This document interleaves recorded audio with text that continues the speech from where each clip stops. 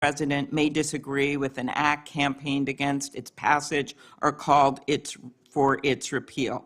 President Reagan's AG, William French Smith, said the department policy was the department has the duty to defend an act of Congress whenever a reasonable argument can be made in its support. So I'm specifically referring to the 2022 law that I long led that we passed to empower Medicare to negotiate drug prices, major savings for seniors. Will you commit to defend the law against the lawsuits from Big Pharma? Senator, I was involved in Big Pharma cases when I was Attorney General of the state of Florida, and I will commit to protect the laws of the United States of America. Okay, thank you. That would also, same question, with the Supreme Court is going to be hearing a challenge to the Affordable Care Act's coverage of preventative services. And despite the fact that you twice joined suits to have the entire Affordable Care Act invalidated, will you commit to defending this law? Yeah, I believe this is very different. It's a very isolated, it's different. It's not the entire Affordable Care Act, but I will, it's pending litigation, of course, within the department. Since the 1990s, the Freedom of Access to Clinic Entrances Act has protected patients, providers, and facilities that provide reproductive health services.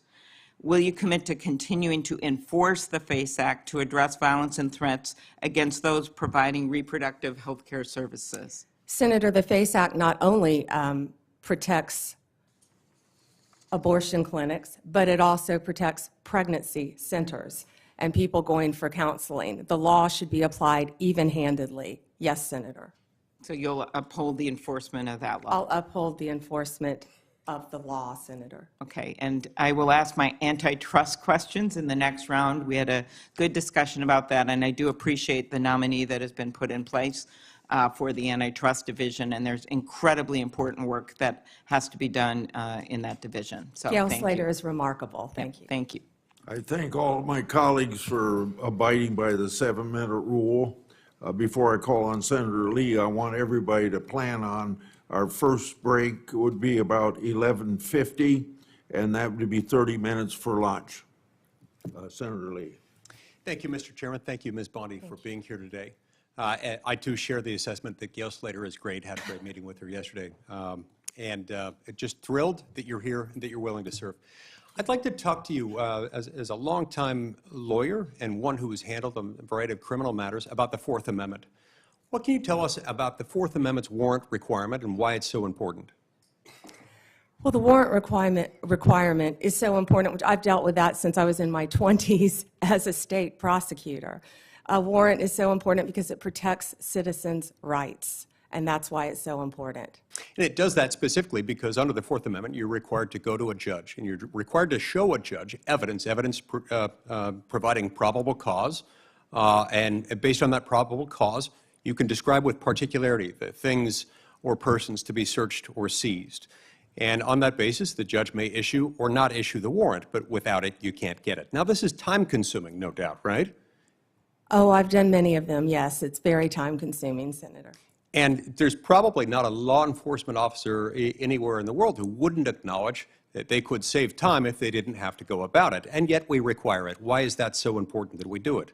Well, it's so important for the reasons you just laid out. When I said I've done many of them, I've approved them and not approved them as a state prosecutor, because law enforcement, there are checks and balances, and law enforcement must bring these warrants to prosecutors to see if there is sufficient evidence. Then after that's done, they have to take them to a judge to have a judge sign them. So there have to be sufficient checks and balances throughout our system. So even after you as Attorney General, as the chief law enforcement officer and prosecutorial authority in the state of Florida approved it within your office, you still had to go to the judge. And if it was late at night, early in the morning, didn't matter when, you had to find a judge. All hours of the night. That was more when I was a state prosecutor. As Attorney General, the office of the statewide prosecutor, Nick Cox, would have done that many, many times at all hours throughout the night and woken up many, many judges throughout the state of Florida. Is there an exception to the warrant requirement that exists anytime it would be inconvenient for prosecutors or anytime national security might be involved? I'm not certain about national security, but absolutely no for a state Right. prosecutor. Yeah, there's no exception. There's no catch-all exception that just says this is important or it would be inconvenient for the prosecutor, and with good reason. Right. We've learned through sad experience over many hundreds of years, not only in our own country, but also in that of our mother country, what happens when you don't have this in the loop. So you've been asked today a little bit about Section 702 of the Foreign Intelligence Surveillance Act, also known as FISA. There are those who have repeatedly assured members of this committee, including myself, that don't worry, content of phone calls or electronic communications involving American citizens, sometimes resulting in the quote-unquote incidental collection of American citizens' private conversations. Don't worry, their Fourth Amendment rights are just fine. And yet, when they incidentally collect the communications of American citizens, either because they're perhaps unwittingly talking to somebody who might be an agent of a foreign power and themselves under 702 surveillance, they get onto this big database. And at times, there are those in the government, including the Federal Bureau of Investigation, who have gotten into that database and done so, of course, without a warrant, because there currently is no warrant requirement. This has the effect of what we call a de facto backdoor warrantless search. Would you agree with me that that is potentially concerning anytime an American citizen's private conversations are intercepted, stored, whether as an incidental collection or otherwise? They ought not be searched without some kind of probable cause showing. I assume you'd agree with me on that. Yes. Yeah, and it's important. Sometimes people will defend that by saying national security is involved, as if that's the beginning and the end of the inquiry. That has never been the case, and I hope and pray it never will be the case, because that's not what the Fourth Amendment says, not what it does, not what it ever can be. So it's my sincere hope that the next time FISA 702 comes up for reauthorization, Congress finally do what it has been avoiding for a long time, which is to ensure that this doesn't happen. We've heard again and again from people who, if you're confirmed to this position, will soon be your predecessors, prior occupants of the position to which you've been nominated and to which Mr. Patel has been nominated. Don't worry, we have good people. Don't worry, we have good systems in place. Don't worry, it's as good as a warrant requirement, the internal approval procedure that we have within our system. And yet we found out time and time again that this has happened, by some accounts, hundreds of thousands of times. These things have been accessed where searches for an American citizen's private communications that have been intercepted and stored through incidental collection have been searched without those safeguards being met, including instances where people just wanted to check on, to cite one example, whether his father was cheating on his mother, or in other instances, doing background checks on someone looking to lease an apartment that he owned and was looking to rent out. This is unacceptable, and we've got to fix it. Speaking of unacceptable, we have seen over the last few years the weaponization of government, specifically within the Department of Justice, against law-abiding Americans. Law-abiding Americans whose offense was something along the lines of, them exercising their constitutional rights, ranging from Catholics attempting to practice their faith, to parents showing up to school board meetings, to people showing up to engage in peaceful protesting outside of abortion clinics. As Attorney General, how will you prevent the weaponization of the Department of Justice against Americans? And Senator, you just gave the classic example of what's been happening regarding the weaponization. Going after parents at a school board meeting has got to stop. For practicing your religion, sending informants in to Catholic churches must stop. What about branding parents as domestic terrorists or trying to incarcerate one's political opponent as a sitting president of the United States? Will stop, must stop. Your Senator. It is exactly the sort of answer I was hoping and expecting to receive from you, and I look forward to doing everything I can to help get you confirmed. I've been pleased with your answers thus far. I've enjoyed knowing you, considering you a friend for many years, and look forward to the great things you will do as Attorney General of the United States. You have my emphatic support and my vote. Thank you, Senator. Senator Coons. Thank you, Mr. Chairman. Welcome, Attorney General Bondi, and to your family and supporters. Thank you for your service, and I look forward to our conversation today. I have a simple three-factor test when considering the executive branch nominees before us. Do you have the qualifications and experience to do the job, policy views to do the job in the best interest of the American people, and the character and integrity to conduct your job, and yours in particular, with the independence that the role requires? You demonstrably have the relevant experience. I understand we will not see eye to eye on some or even many policies, but we had a constructive conversation last week about our shared interest in fighting the opioid epidemic, countering human trafficking, criminal justice reform, and supporting law enforcement. But I need to know that you share a core value, ensuring the Department of Justice remains free from partisan or political influence, in particular by the White House. So I look forward to our discussion about that today. As Attorney General, if confirmed, who would be your client? My oath would be to support and defend the Constitution of the United States of America. The people of America would be my client. And it is also my job to advise the president. My client are the people of America. A simple question of constitutional interpretation. Is President-elect Trump eligible to run for another term as president in 2028? No, Senator, not unless they change the Constitution. Thank you. One of the concerns I've raised with you is safeguarding the Department of Justice's independence in the face of some promises on the campaign trail by then-candidate Trump that he would use the department to target his political adversaries, or that he might interfere with prosecution. What would you do if your career DOJ prosecutors came to you with a case to prosecute, grounded in the facts and law, but the White House directs you to drop the case? Senator, if I thought that would happen, I would not be sitting here today. That will not happen, will not happen. Every case will be prosecuted based on the facts and the law that is applied in good faith, period. Politics have got to be taken out of the system. I This agree with department you. has been weaponized for years and years and years, But let and me, it has if to I stop. might, thank you. Let me, if I might, Madam Attorney General, refer you back to Senator Durbin's opening comments about previous attorneys general, our former colleague Jeff Sessions, Bill Barr. I don't think it's credible to say that it may never happen that the president-elect would direct an unethical or illegal act. I think both of those attorneys general found themselves crosswise with the then president by doing things he didn't welcome or approve of. Just answer the question for me, if you would. I know you may not expect it. I know you wouldn't have accepted this nomination if you thought it possible. But let's imagine that once again, President-elect Trump issues a directive or order to you or to the FBI director that is outside the boundaries of ethics or law. What will you do? Senator, I will never speak on a hypothetical, especially one saying that the president would do something illegal. What I can tell you is my duty, if confirmed as the Attorney General, will be to the Constitution and the United States of America. And the most important oath, part of that oath that I will take, are the last four words, "So help me God."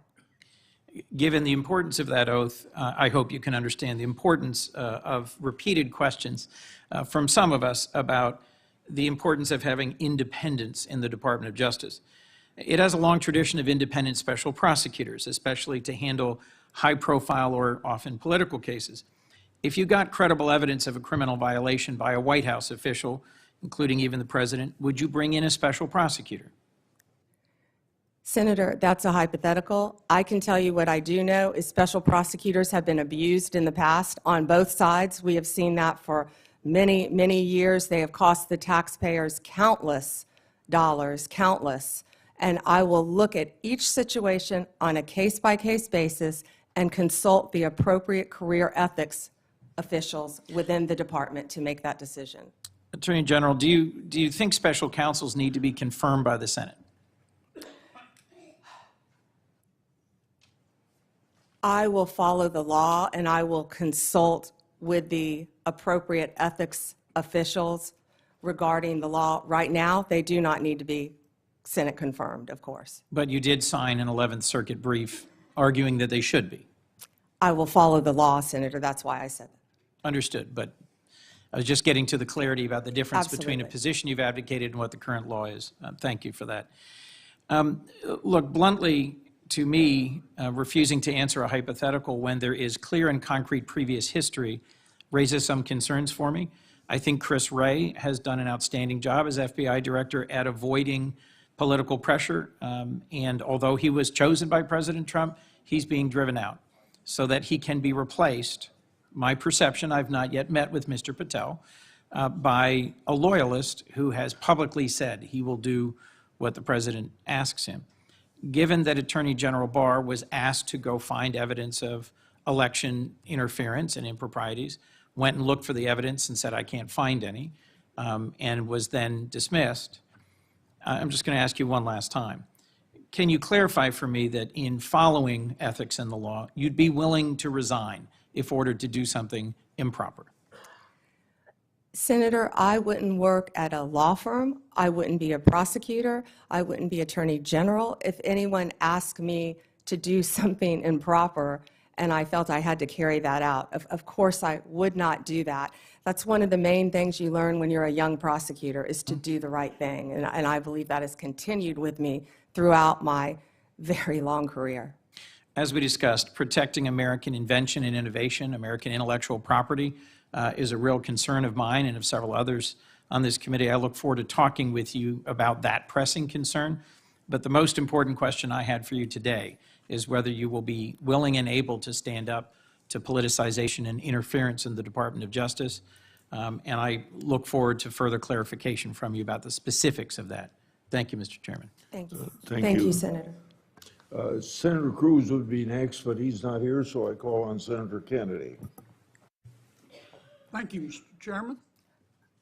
Ms. Bondi, welcome. Congratulations. Can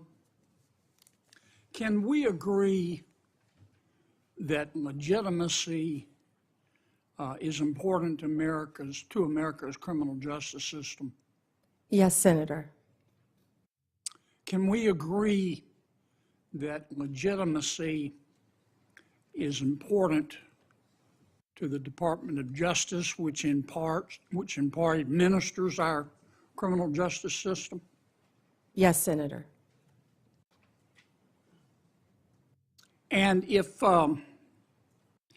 Americans come to believe that our criminal justice system or our Department of Justice is acting illegitimately, that makes Americans less likely to accept the results of that system, does it not? Yes, Senator. And that makes Americans less likely to follow the substantive laws that we pass that are administered by the Department of Justice. Isn't that true? Yes, Senator. And if that happens, we have chaos, don't we?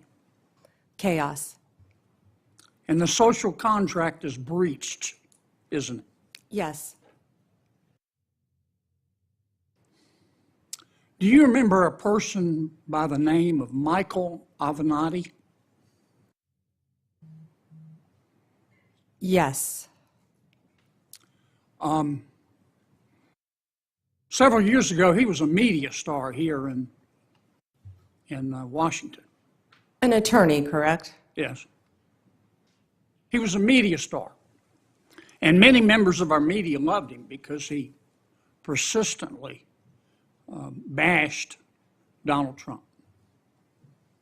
And he was on TV every day. He was on CNN more than Wolf Blitzer.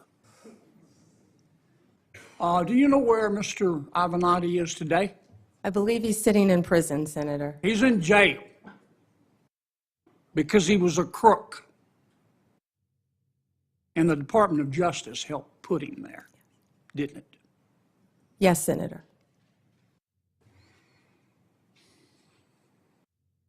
Do you remember a gentleman by the name of Sam Bankman-Fried? Yes, Senator. Boy genius. So smart and so powerful that he thought he could command the tides. So smart and so powerful and so rich that he would go to meetings with serious people like Bill Clinton, like Tony Blair, looking like a slob, looking like a fourth runner-up to a John Belushi lookalike contest. And he thought it was cute. Where's Mr. Bankman-Fried today? I believe he is in prison, and I believe that's from the Netflix series I saw as well. Because he's a crook. And who helped put him there? The Department of Justice, Senator. Can we agree that there's some really, really good men and women at the Department of Justice? Many, many great men and women in the Justice Department, as well, Senator, as all the law enforcement agencies that fall within the Department of Justice. They're out there risking their lives, especially the law enforcement officers, every single day. Can we agree, though, that there have been and may be today some bad people at the Department of Justice? Yes, Senator. We don't know for sure because for the last 4 years, the curtains there have been tightly drawn. But I think a minority of people there, have delegitimized America's criminal justice system. The most destabilizing act that I saw in the past 4 years, maybe in the history of the department, is when Attorney General Garland decided on the basis of dubious facts and untested legal theories to criminally prosecute a former president of the United States. And not only that, this is the special part. He decided to do it after the former president of the United States had announced that he was going to run against Attorney General Garland's boss, didn't he? Senator, are you referring to going after a political opponent? I think so. Now, this is one person's opinion. That kind of stupid takes a plan. And I say that because, number one, this is America. That had never happened before in America. That's the sort of thing that happens in a country whose Powerball jackpot is 287 chickens and a goat. It doesn't happen here. And I call it stupid because it broke the seal. It broke the seal. It normalized it. There are a lot of ambitious prosecutors in America, Democrat and Republican. And I'll bet you right now there's some prosecutor in a particular state thinking about, well, maybe I ought to file criminal charges against President Biden's inner circle for conspiring to conceal his mental decline. And that's the road we're headed down. And you've got to fix it, Counselor. You've got to fix it. And here's, in my judgment, what I would ask you to do. Find out who the bad guys are and the bad women and get rid of them. Find out who the good people are and lift them up. But do it on the basis of facts and evidence and fairness. Because the temptation of some people is going to be, they're going to tell you, look, two wrongs don't make a right, but they do make it even. Don't resist that temptation. Help us restore legitimacy to the Department of Justice. Thank you, Senator. Thank you, Mr. Chairman. Welcome, Ms. Bondi, and to your family. Thank you. Thank you for visiting with me in my office. And I have to say, I'm sympathetic always to a former Attorney General, particularly having been one myself. But I am, I have to say also, really troubled, deeply disturbed by some of your responses and non-responses to the question that you've been asked today. You say the right things, that you're going to be the people's lawyer. That's what you have to say to be here.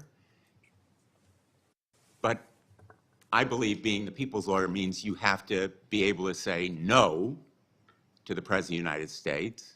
You have to speak truth to power. You have to be able to say that Donald Trump lost the 2020 election. You dodged that question when you were asked directly by Senator Durbin. You have to be able to say that January 6th insurrectionists who committed violence shouldn't be pardoned. You have to be able to say that a nominee for the FBI director who says he has an enemy list, and that's just the beginning of what he has said in terms of politicizing, deeply weaponizing the FBI against political opponents, that he shouldn't be the FBI director. You know, we have some history here with your predecessors, Barr, Sessions, and others, who perhaps sincerely, when they sat where you are now, said that they would say no, but they were working with a president that expected them to be his Roy Cohn, his personal attorney. Do you really think that you can avoid the disgrace that they encountered or the repercussions from the White House if you say no to the president? And so my question to you is, can you say no to the President of the United States when he asks you to do something unethical or illegal? Senator, first, I need to clarify something that you said, that I have to sit up here and say these things. No, I don't. I sit up here and speak the truth. I'm not going to sit up here and say anything that I need to say to get confirmed by this body. I don't have to say anything. I will answer the questions to the best of my ability and Well, honestly. let me ask you, an individual who says that he is going to, quote, come after, end quote, people he alleges, quote, help Joe Biden rig the presidential elections, that he has a list of people who are part of this deep state who should be prosecuted, that he's going to close down the FBI building on his first day in office. Is that a person who appropriately should be the FBI director? Aren't those comments inappropriate? Shouldn't you disavow them and ask him to recant them? Senator, I am not familiar with all those comments. I have not discussed those comments with Mr. Patel. What I do know Well, is I'm Mr. asking you Patel, for your excuse view. me, what I do know is Mr. Patel was a career prosecutor. He was a career public defender defending people, and he also has great experience within the intelligence community. What I can sit here and tell you is Mr. Patel, if he works with running the FBI, if he is confirmed, and if I am confirmed, he will follow the law if I am the Attorney General of the United States of America, and I don't believe he would do anything otherwise. Well, let me just submit that the response that I would have hoped to hear from you is that those comments are inappropriate and that you will ask him to disavow or recant them when he comes before this committee, because they are indeed chilling to fair enforcement and the rule of law. Let me ask you on another topic. When we met, I welcomed your support for the goals of the Kids Online Safety Act. And Senator Blackburn and I have spent a lot of time, devoted a lot of effort to the passage of the Kids Online Safety Act, which happened by an overwhelming vote of 91-3, 72 co-sponsors, including Vice President-elect Vance. I appreciated our discussion and your support for protecting kids online when we met last week. I'm hopeful that this area is one where we can work together. Can we count on your support in working together to protect kids online? Senator, absolutely, and thank you for that legislation, and Senator Blackburn. I believe in this world right now, we have to find the things we have in common, and that is certainly one of them, Senator, protecting our children from online predators. You've done so much on that front, and I thank you. I attempted to do that as well when I was Attorney General, but I am committed to working with you on anything we can do to protect our children throughout this country. When I was Attorney General, we started something called From Instant Message to Instant Nightmare, and educating parents about online predators. And that also, Senator, is one of the core functions of the FBI, the cyber unit. They sit there, these agents sit there all day long and investigate child predators. We tell parents constantly, you think you're talking to another child, I apologize. and you're not. I'm going to interrupt you. I welcome Sure. your positive response. I have Oh, one go ahead. more question that I'm going to try to fit into Sure. this round. TikTok will be banned unless it is sold because it has become a tool for the Chinese to collect information and do surveillance and endanger our national security. Can you commit that you will enforce that law promptly and effectively? And I ask this question because President Trump's pick for your Solicitor General in the Department of Justice went to the United States Supreme Court arguing that the ban should be delayed.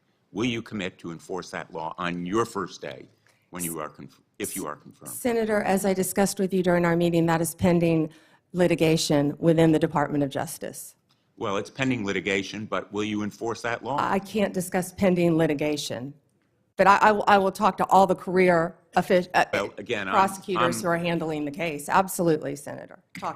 Discuss with them. Thank you. Thank you, Mr. Chairman. Senator Tillis.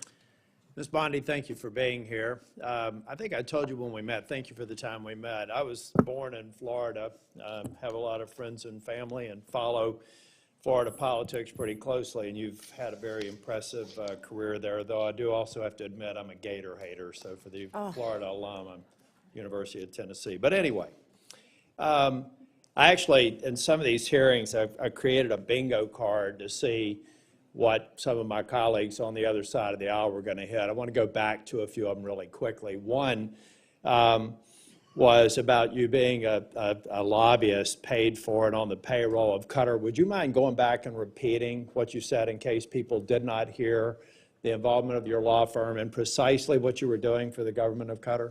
Yes, Senator, I was very proud of that work. It was anti-human trafficking in advance of the World Cup, and human trafficking has been something that's been very important to me my entire career, especially when I was Attorney General of the And you also state of made Florida. it clear that you had a number of practitioners within the firm working on it, so this narrative that you were getting $115,000 a month from Qatar is correct or not? Not correct. Okay, thank you.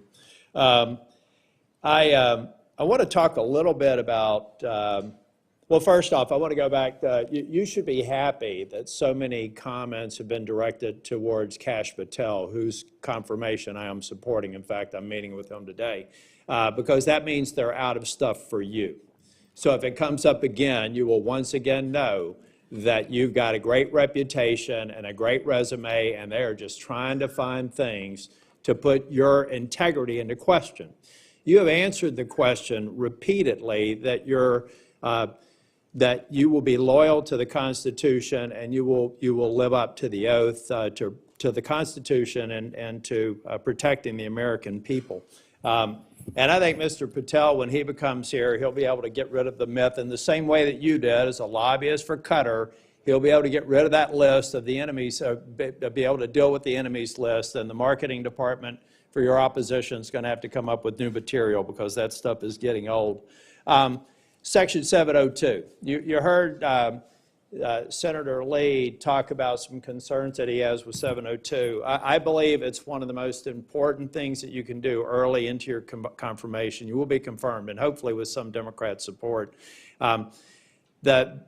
There have been dramatic reforms to 702. I've sat through an extensive presentation to try and make sure that the abuses never occur again and that you have a throat to choke if somebody abuses the protocol that's in place. I believe that we need to codify a lot of that. As a matter of fact, when I went through it, I felt like there were so many blinding flashes of the obvious. How could this not have already been a part of the approval matrix? So can you, after you're confirmed, commit that you or a designate will come back and provide for this committee an update on all of the protocols that have changed and recommended legislation for codifying so that when we do go to reauthorization, we'll have what we need to make sure that that program stays in place? Senator, I or a designee will review all of 702 before it terms, of course, in 2026 and come back and report to you on both sides of the aisle. Thank you. You have a great perspective with your time in the state and working with the Department of Justice. Give me an idea of things that we need to do better in terms of, and I'm talking primarily in the law enforcement role. I think many people don't understand the joint task forces, the law enforcement efforts that are going every single day in every one of our states. What an incredible job they do. So can you give me some sense of things that you would look at to say maybe we could do it better from your perspective of having been a prosecutor in Florida? Yes, thank you, Senator. Yeah, having been a career prosecutor, I think I have a unique perspective because I was a state prosecutor, of course, prior to becoming Attorney General. So I worked on a daily basis with local law enforcement and state and federal, not daily with federal, but I worked consistently with state, local, and federal. Then when I was Attorney General, I worked with all three as well.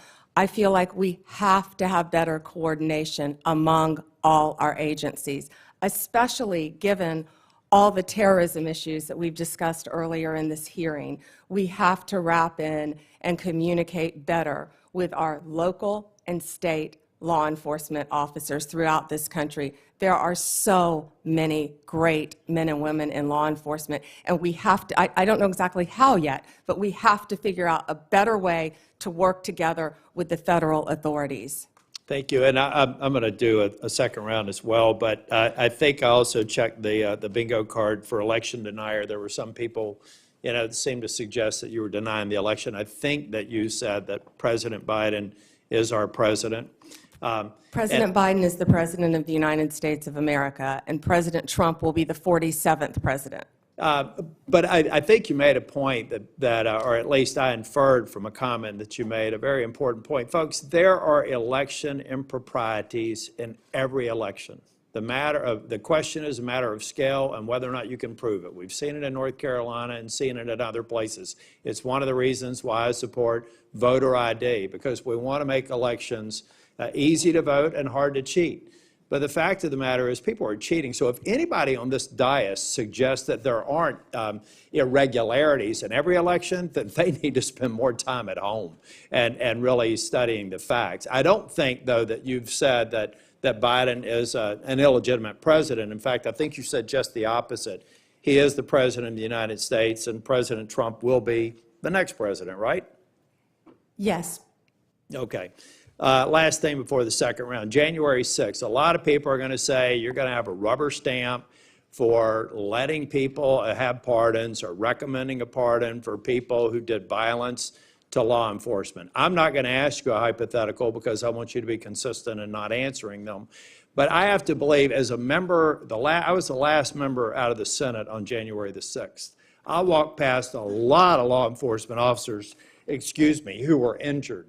I find it hard to believe that the President of the United States or you would look at facts that were used to convict the violent people on January the 6th and say it was just an intemperate moment.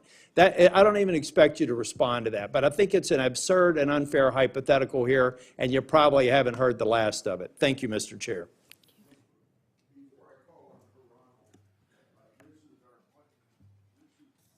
Before I call on Senator Hirano, after her and Cruz's testimony, then we'll take a lunch break, and that break will be for 30 minutes. And I can't control when my senators come back, but I expect you to be back after 30 minutes, and I'll be here. Yes, Chairman. And then I may leave the meeting to open the Senate, so whoever's on our side is acting chairman during that period of time. Senator Hirano. Thank you, Mr. Chairman. As part of my responsibility to ensure the fitness of all nominees, I ask the following two initial questions. First, since you became a legal adult, have you ever made unwanted requests for sexual favors or committed any verbal or physical harassment or assault of a sexual nature? No, Senator. Have you ever faced discipline or entered into a settlement relating to this kind of conduct? No, Senator. Ms. Bondi, I am focused on two things in my evaluation of President-elect Trump's nominees. The first is whether the nominee is qualified and experienced enough to do the job. The second is a fitness to serve, which includes putting loyalty to the Constitution over loyalty to the president. Unfortunately, in my view, many of President-elect Trump's nominees are lacking in at least one of these two requirements. Ms. Bondi, your experience as a prosecutor is the kind of thing we would expect to see in a nominee for Attorney General, but I do have questions and concerns about potential conflicts of interest, about whether you will keep DOJ's law enforcement responsibilities independent of the president's political whims, and about whether you will let facts and evidence guide your decisions. So let's start with the importance of facts, which you say is important. Ms. Bondi, we want an Attorney General who bases decisions on facts. So I want to ask you a factual question. Who won the 2020 presidential election? Joe Biden is the President of the United States. Ms. Bondi, you know that there is a difference between acknowledging it and, I can say that Donald Trump won the 2024 election. I may not like it, but I can say it. You cannot say who won the 2020 presidential election. Okay. It's disturbing that you can't give voice to that fact. Moving on to DOJ's independence from politics. Ms. Bondi, if you are confirmed as Attorney General, you will take an oath to the Constitution and not to any individual, including the President. To start, I'd like to know whether you agree with some of the statements President-elect Trump made during the election, during the campaign. First, are the felons convicted of breaking into the Capitol on January 6th hostages or patriots, quoting Trump, as President-elect Trump has said repeatedly? Do you agree with his characterization of the felons that I referred to? I am not familiar with that statement, Senator. I just familiarized you with that statement. Do you agree with that statement? I'm not familiar with it, Senator. No answer. He has also said illegal immigration is poisoning the blood of our nation. He said that in December 2023. Do you agree with that statement? Senator, I am not familiar with that statement, but what I can tell you is I went to the border a few months ago. I went to Yuma, Arizona, and what I saw at that border was horrific, Senator. It was horrific. Ms. Bondi, I went to a rape crisis center. That If is I could not my finish. question. I went to a rape crisis center. Well, I'm not familiar with the statement, but I went to a to rape the crisis next- center. I Let me met get to with the Border important- Patrol Can I have? agents. I'm sure you've been to the Ms. border Bondi, as well, so I you want to could get answer to my that. next question. So I believe that you responded to a question from Senator Whitehouse, and let me get your response again. You said that the White House, if I'm putting words in your mouth, correct me. Oh, you said that the White House will play no role in investigative or charging decisions in the DOJ. Is that correct? Senator, what I said is that it is the Department of Justice's decision to determine what cases will be prosecuted. What role will the White House have in investigative or prosecutorial decisions of the DOJ? It is the Department of Justice's decision, Senator. So that sounds to me that you're saying that the White House will not have any kind of role. Meanwhile, though, you have an incoming president who said, I have the absolute right to do what I want to do with the Justice Department. And in fact, President-elect Trump considers the DOJ to be his law firm. I ask you this. If President-elect Trump asks, suggests, or hints that you as Attorney General should investigate one of his proceedings, would you do so? Me, had you met with gotten to Now, know me, and who refused or discussed is that it is the Attorney General to I'm very follow happy to the listen to law. your responses under oath, Ms. Bondi. So I think it's really important to us that the Attorney General be independent of the White House. And you have a president-elect who considers the AG's office his law firm. I would like to know whether if the president suggests, hints, asks, that you as Attorney General should investigate one of his perceived enemies?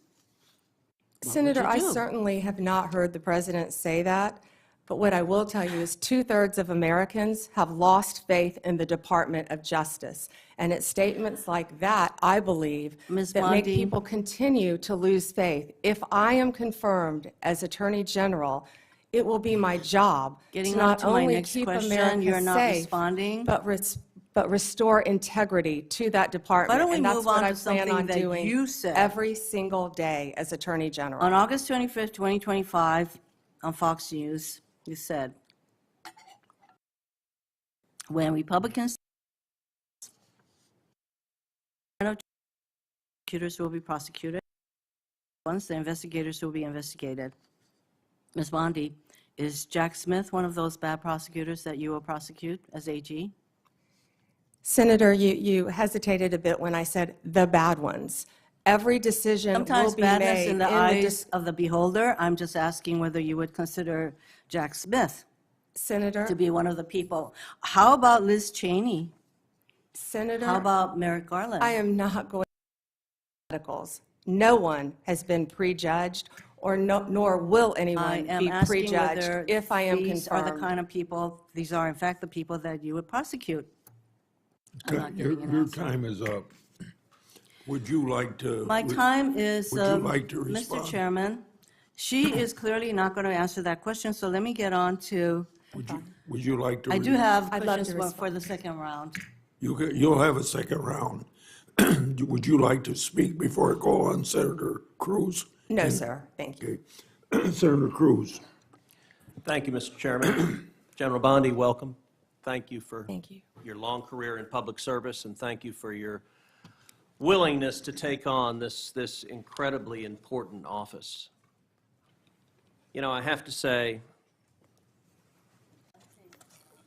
I don't know that there is a more important position in this new administration than the position to which you have been nominated, Attorney General of the United States. I thought the exchange just a moment ago with Senator Hirono was illustrative.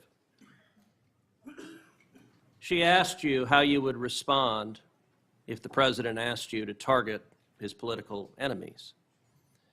It's rather striking because it's not a hypothetical. It has happened over the last 4 years.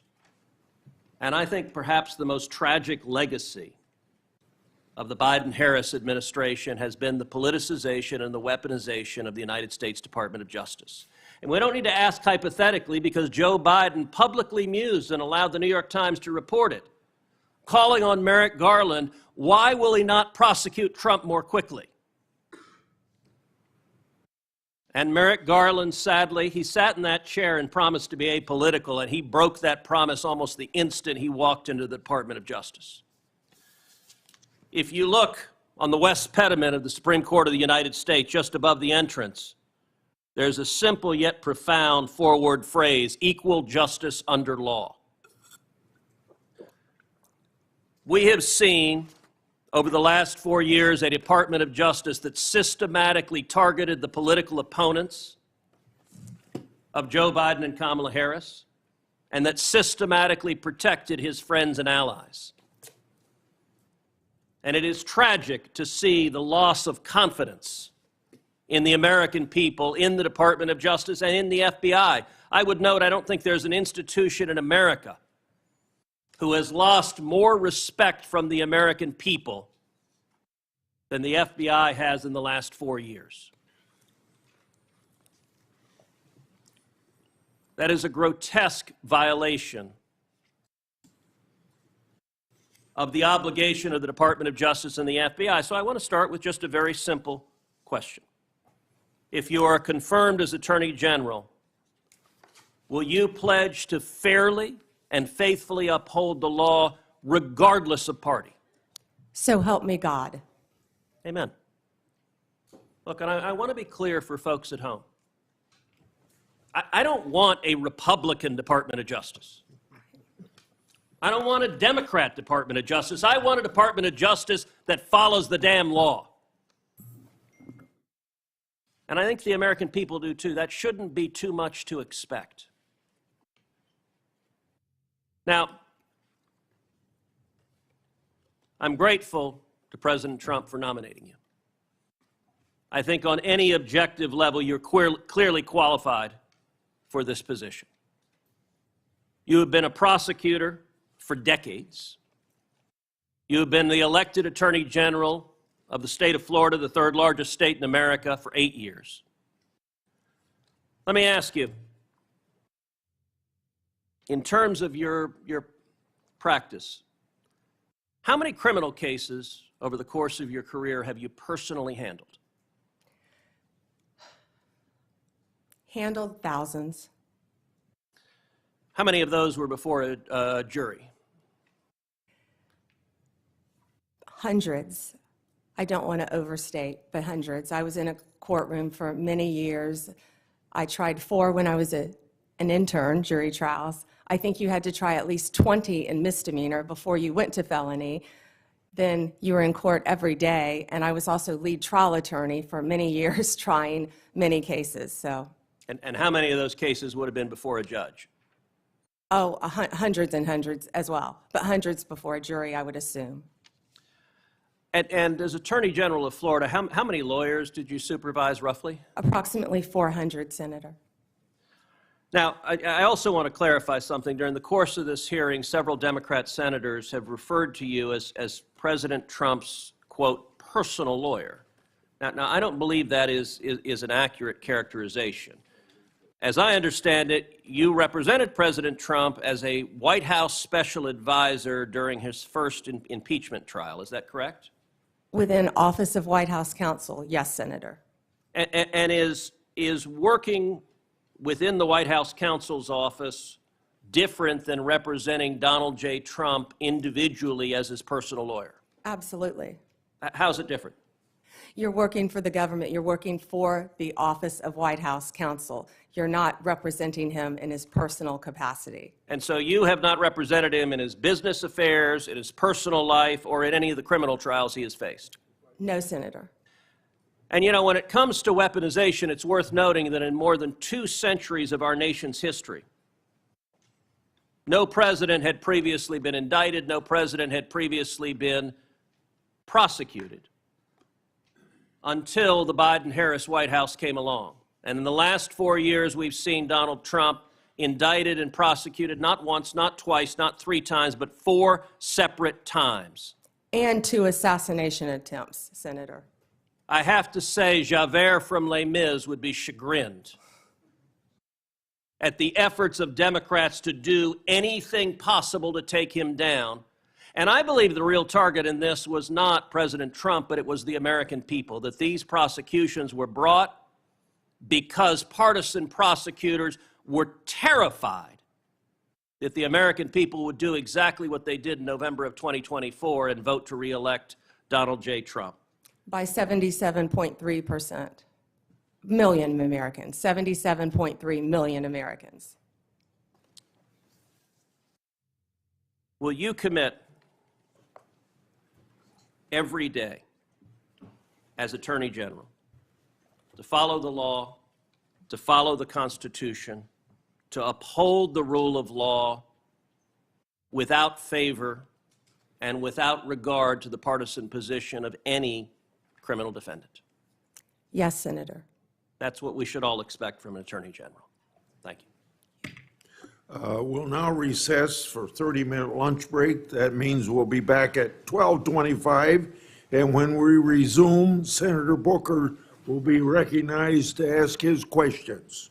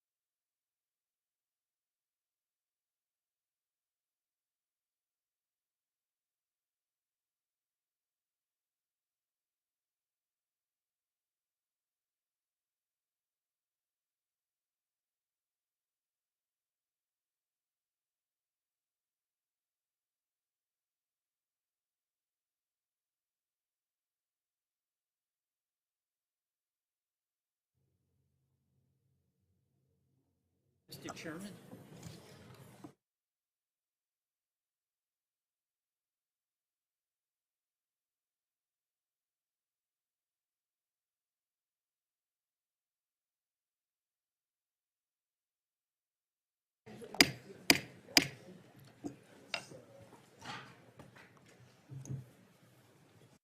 Since senators that would have been called on before the senator from Vermont, I'm going to ask him to start the questioning so we don't waste any time.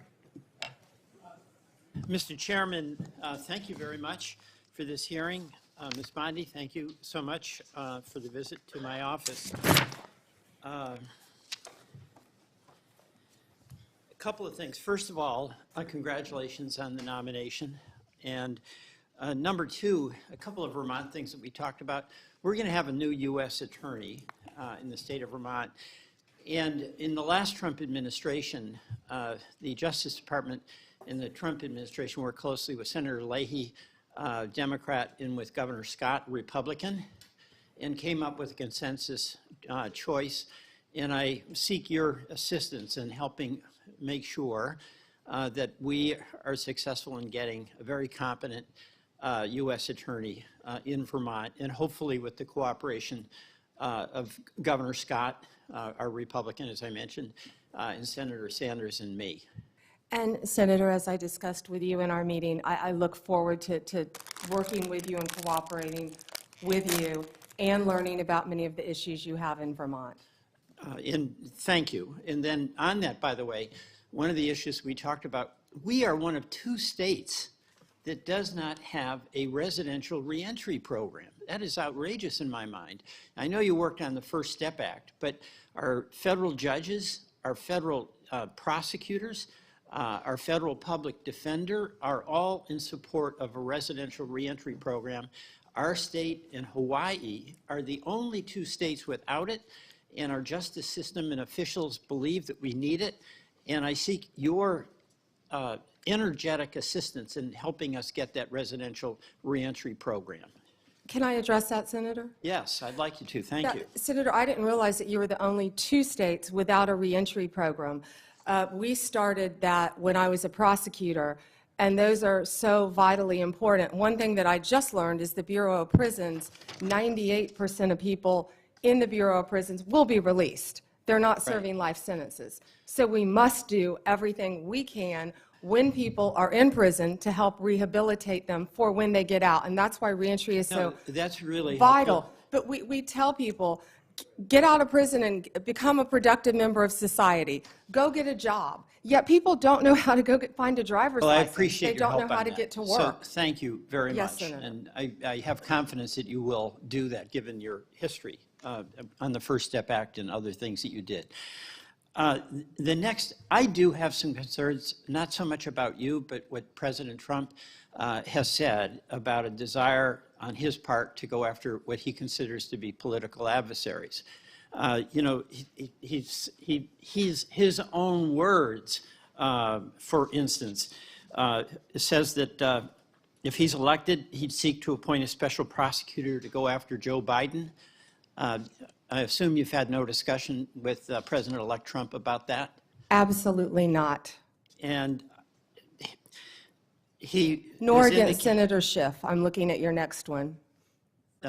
Well, my colleague, Senator Schiff, who I think did an incredibly good job, President Biden had different points, or pardon me, President Trump had different views about that, where he said on a number of occasions that he should be prosecuted, that everybody on the January 6th committee should be prosecuted for their lies and treason. No discussion about that. No, Senator.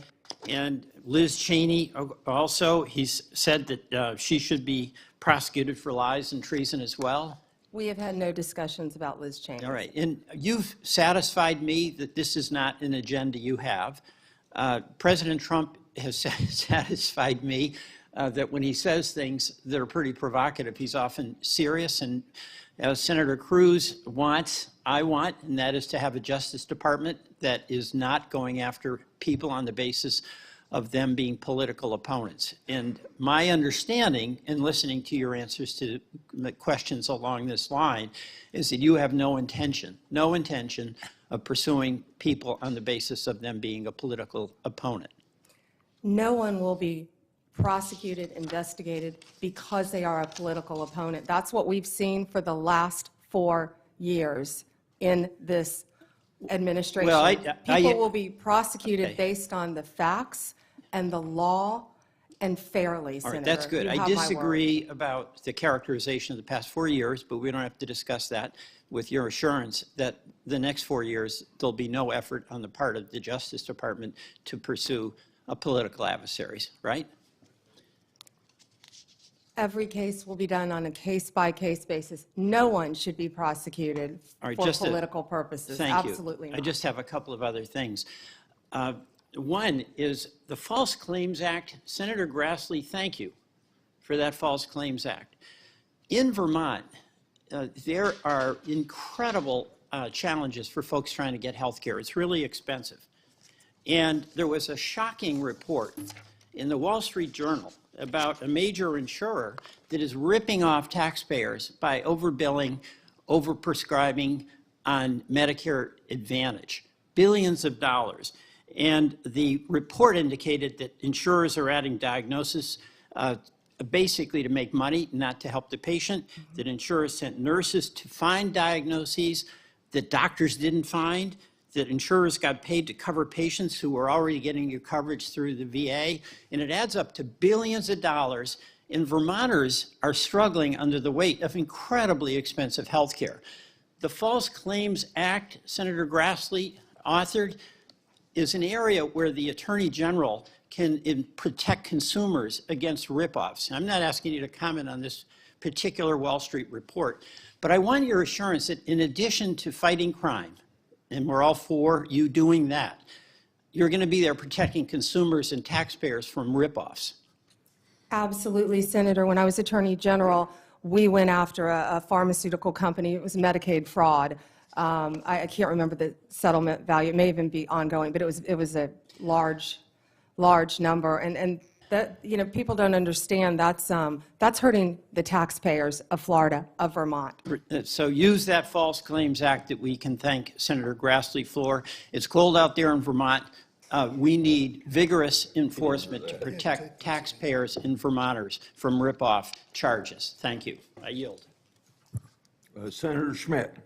Thank you, Mr. Chairman. It's good to see you. Thank you. And I meant every word of those introductory remarks. I have the greatest deal of respect for you personally and professionally. This is a great pick by President Trump. You're going to do a great job. Thank you. I do want to say, though, that it appears as though Trump derangement syndrome is alive and well. The focus of these questions today are disturbing. I don't think my Democrat colleagues learned very much from the November 5th election. The American people rejected all this. Their obsession with President Trump didn't bode well for them electorally, and I think if they stay on this path, they'll be in a permanent minority. But that's up to 112 electoral votes, Senator. the landslide. But that's up for them. That's up to them to decide. I do want to comment a little bit, I guess, on this newfound religion on independence from the Attorney General. I will remind my colleagues that the last 3 Democratic attorneys general for the United States of America were perhaps the most biased, politically biased AGs we've had in modern political history in the United States. And there are some receipts.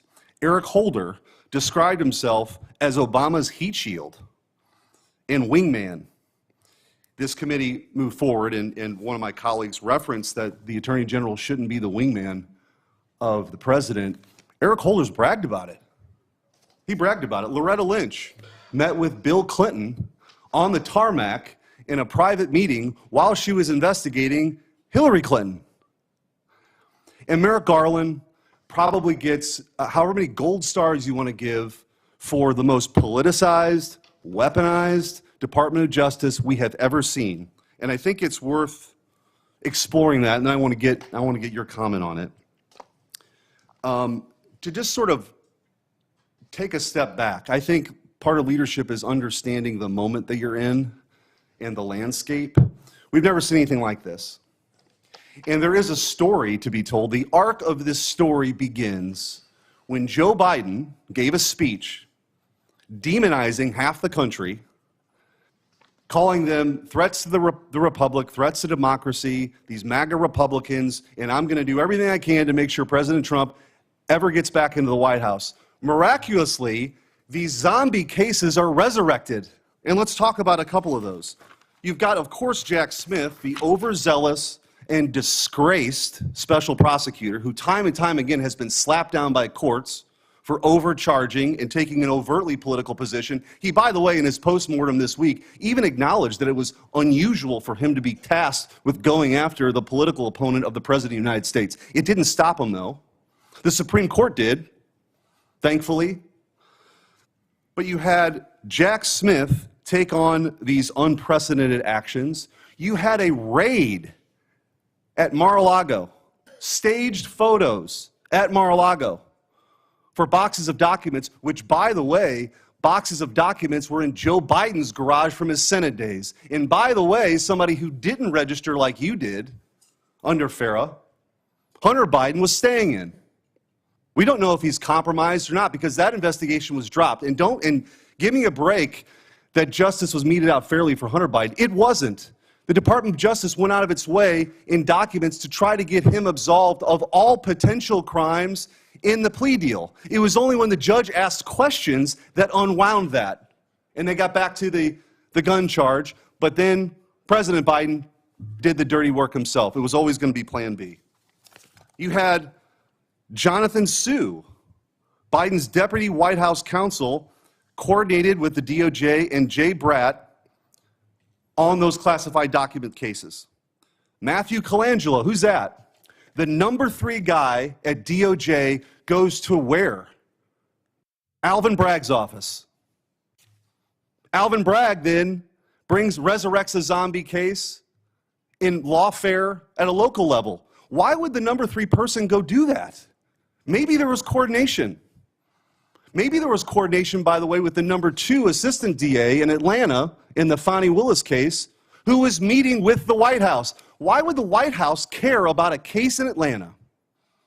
Well, the truth is everybody knows, it was on full display, this was the worst case of lawfare we've ever seen. If this was happening in another country, our State Department would be warning us about it. It's banana republic stuff. And one of the reasons why I'm so glad that you have been put up and nominated for this position is that I think you have the ability to level set. So when the Democrats ask you questions about your independence, it is beyond ironic that we're sitting here today because of the lack of independence from Merrick Garland and Eric Holder bragging about being Obama's wingman. So I just want to ask you, you've been asked this a bunch of times, you're going to make decisions, as you always have, right, on the law and let investigations go where they're going to go, but they're not politically motivated, correct? Yes, Senator, based on the law and the facts that apply. And in my limited time, I do want to give you an opportunity to talk about some of your experience working with law enforcement as Florida's Attorney General. This is something that, as you and I talked about over the years, you were known for this, the collaboration you had. And I think getting the Department of Justice back to its core function of taking on violent crime, protecting the constitutional rights of Americans, but taking on violent crime is really important. And how you went about doing it, you've gotten bipartisan praise for that over the years. You've got the support of all these law enforcement agencies. That's something that you're going to continue and take forward into this office, is that right? Yes, Senator, thank you so much. And I feel like my experience with that goes back to when I was a state prosecutor with state and local, our sheriffs, our police departments, our police chiefs, and then as Attorney General on a statewide basis. And now, if I'm confirmed, all of our federal law enforcement agencies, I would be very proud to supervise those. I'll just close with this, Mr. Chairman. We heard one of my Democrat colleagues ask you the question that you're not going to pursue a case because of a name, but because of the crime. I would argue that the current Department of Justice adopted Lenin's claim, which was, show me the man and I'll show you the crime. and they did everything they could to throw President Trump in jail for the rest of his life because they didn't want to lose the ballot box. That is not what this country's about. That is not what this republic is about. But they did it, and it's up to you now to restore the integrity, and I have of that agency, of the Department of Justice, and I have full confidence that you will. Thank you, Senator. Thank you. Thank you, Mr. Chair. Before I begin, I just want to remind us all for the record that the 34 convictions, not indictments, convictions of former President, incoming President Trump were by a jury of his peers. Thank you, Ms. Bondi, for being here today, and I too would like to welcome your family and friends who are here. Thank you. Appreciated the opportunity to meet yesterday to learn about your priorities and discuss a number of issues that are important to me. But I got to tell you, as I reflected on our conversation yesterday and as I've observed the hearing today, I continue to have significant reservations on your ability to function as a truly independent Attorney General for your friend. Let's say you keep referring to him, your friend, President-elect Trump. So I hope you can address some of these concerns through your responses to my questions here. Now, the first issue area is something that we didn't get a chance to touch on yesterday. So I actually want to follow up on some of Senator Durbin's questions from earlier about the 2020 election. And to be specific, on the day after the 2020 presidential general election, you traveled to Philadelphia to appear alongside President Trump's then attorney, Rudy Giuliani. And together, you falsely asserted that President Trump had, quote, won Pennsylvania in that election. Now, I want to be clear, at that moment, there were still at least 1 million ballots left to be counted in Pennsylvania. Of course, President Biden went on to win the state by more than 80,000 votes. But in the following days, even after the results were clear, you continued to double down on the big lie, promoting falsehoods about election fraud and cheating without offering any actual evidence. And I remember it clearly because I served as California Secretary of State at the time, and I invited anybody associated with the Trump campaign who was making these claims to come forward with evidence of irregularities in the election or massive voter fraud. 4 years later, I still have seen none. So I ask you today, do you have any evidence of election fraud or irregularities in the 2020 election?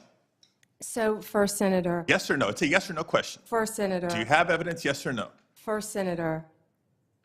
First, Senator. I'm so sorry about the fires to you and Senator Schiff and what you're going through in your states. I have to say that. I And appreciate think that. all My of our, clock is I'll ticking, answer and I your want to question. All hear of our your answer. hearts go out to everyone in California for what you're facing right now. I'm glad you asked the question about Pennsylvania. It's a yes or no question. I was Do hoping you have evidence, someone yes or would. no? Senator, I was hoping you'd ask the question. Do you have evidence, yes or no? I traveled to Pennsylvania. Do you have evidence, I yes traveled, or no? Senator, to Pennsylvania. Okay. You're not answering my question. If you have no evidence to offer, let me ask you this. Will you now retract your previous statements that Trump won Pennsylvania in the 2020 election, yes or no? Oh, Senator, I traveled to Pennsylvania, and let me tell you what I saw firsthand. Yes or no? no? I didn't talk about California because I was not in California. I talked about... Yes or no? Last time I'm going to ask. I talked about Pennsylvania because Mr. I Chair, was there. I'm going to move on because You she's got a clearly not court answering my order questions. And to I want to know, observe. colleagues, for everybody, members of the committee and everybody watching, that the attorney who stood beside Mr. Giuliani was making very similar statements. And he has since been disbarred from multiple jurisdictions for making these false claims about the 2020 election in court. And like Mr. Giuliani, as you've noted today, you've taken an oath to uphold the Constitution just as an attorney. And now you're asking us to consider you to serve as the chief law enforcement officer in our country? So it's imperative, Ms. Bondi, that you subscribe to facts and evidence and not politically convenient conspiracy theories. Your job will be, your job will be to protect voters and election workers, not to undermine and dox them. Now, I know that earlier you agreed that Joe Biden is in fact president, but Many of the president-elect's inner circle continue to spread the big lie about the 2020 election. Then we'll move on to a different topic. and I know Senator, that's one you were that you're obviously speaking. not May I, comfortable may with. I speak? You cut When me I ask off you the when I next was question, you speaking. can speak, and I hope you answer, Ms. Bondi. Well, I'd Now, like when we to met answer the yesterday, previous one, Senator. when we met yesterday, You pointed your finger at me and you said did not you were seem to speaking. be familiar Let me answer with my the question. I'm not going to be Citizenship bullied by you, Clause, the Senator 14th Padilla. Amendment of the United States of America, which was deeply disappointing. I guess you And I'm didn't want to hoping you're hear more my familiar answer with it about today Pennsylvania. after I gave an opportunity to study overnight. So can you tell me and this committee what the Citizenship Clause of the 14th Amendment says? Senator, I'm here to answer your questions. I'm not here to do your homework and study for you. If I am confirmed No, as you're Attorney the one General... asking for a confirmation Hey, vote, you ma'am. cut me off. Can I please finish? What does the 14th Amendment say? Senator, the 14th Amendment, we all know, addresses birthright citizenship. I've been a state prosecutor. I've been a state AG. I look forward to, even given your remarks today, working with you and the people of California if I am confirmed as the 87th Attorney General of the United States of America. I didn't take your homework assignment. I'm sorry. I was preparing for today. So on the 14th Amendment, now you've testified repeatedly to this committee that you will uphold the laws of this country and defend the Constitution of the United States. Do you believe birthright citizenship is the law of the land, and will you defend it regardless of a child born in the United States, regardless of their parents' immigration status? Senator, I will study birthright citizenship. I would love to meet with you regarding Ma'am, you're birthright asking us to citizenship. Can I continue answer to the serve as the question? Attorney General of the United States, and you still need to study the 14th Amendment of the Constitution? That is not helping me have more confidence in your ability to do this job. One other immigration-related question, I'll steer clear of the I have Constitution one and the regarding law. that I'd like to Senator talk about. Hirona asked you earlier, but I don't think you answered her question. Can you please tell us, do you agree with the statement that immigrants are, quote, poisoning the blood of our country, yes or no? I did not say that. I did not say that you said that. I'm asking if you agree with it, yes or no? I did not say that. Do you agree with it, yes or no? Senator, my great-grandparents are immigrants. Do you agree with it, They yes or no? came here from Sicily Do you agree through with it, Ellis yes or Island no? when they were teenagers. Do you agree with it, yes or no? Senator, let me answer the question. Yes or no? It's My real simple. great-grandparents came here, immigrated to this country from Sicily, recently went and found each of their birth certificates. We are a nation made up of immigrants. Do I believe immigrants are poisoning our country? No, Senator. Thank you very much. Mr. Chair, I can't wait for the second round. Same, Senator. Thank you. No, sir. Thank you.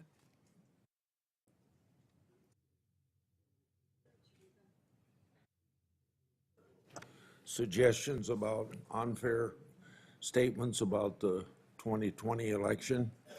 I thought I'd remind people that Senator Schumer and former Senator Casey raised questions about the Pennsylvania Senate race just a few months ago. In 2018, numerous Senate Democrats, some of them on this committee, claimed that the Georgia governor's election was stolen. In 2016, Hillary Clinton and a host of Democrats claimed the election was stolen or illegitimate and blamed Russia for the loss. And every one of my Democrat colleagues voted last month to confirm Judge Anthony Brzezinski. He engaged in lengthy litigation regarding his loss of the 2020 congressional election and did not concede until 3 months after the election. I think we all agree that our elections can be more secure and better run, but I find these lines of attack against the nominee very partisan. Senator Brett. Thank you, Mr. Chairman. And thank you so much for being here today, and really glad to see your family. I had the opportunity to help them find where to come back in. Thank you, Senator. They are all so excited, and rightfully so, and so proud of who you are and the work that you've done. And speaking of, I think it is absolutely, completely ridiculous that anyone on the other side of the aisle would ever say that you are anything but immensely qualified for this job. From your time as a career prosecutor to then a two-time Attorney General of the third largest state with regards to all of the people that operated underneath you, with what you were able to achieve, it is truly remarkable. The United States of America could only be so fortunate if you were confirmed and to have someone of your caliber, of your intellect, and of your experience running a department that unfortunately has been run into the ground. So I think that that is full-on gaslighting, which, by the way, I had to get my children to explain to me what that was. Not only that, but to act like you would be the one that would weaponize the Department of Justice. What I have heard you say time and time and time again is that you will follow the law. And this is coming from a side of the aisle that has allowed the Biden administration, by saying nothing, they've allowed them to go after parents who are at school board meetings, who want nothing more than their children to be taught and not indoctrinated. They have allowed them to go after people who are trying to practice their faith.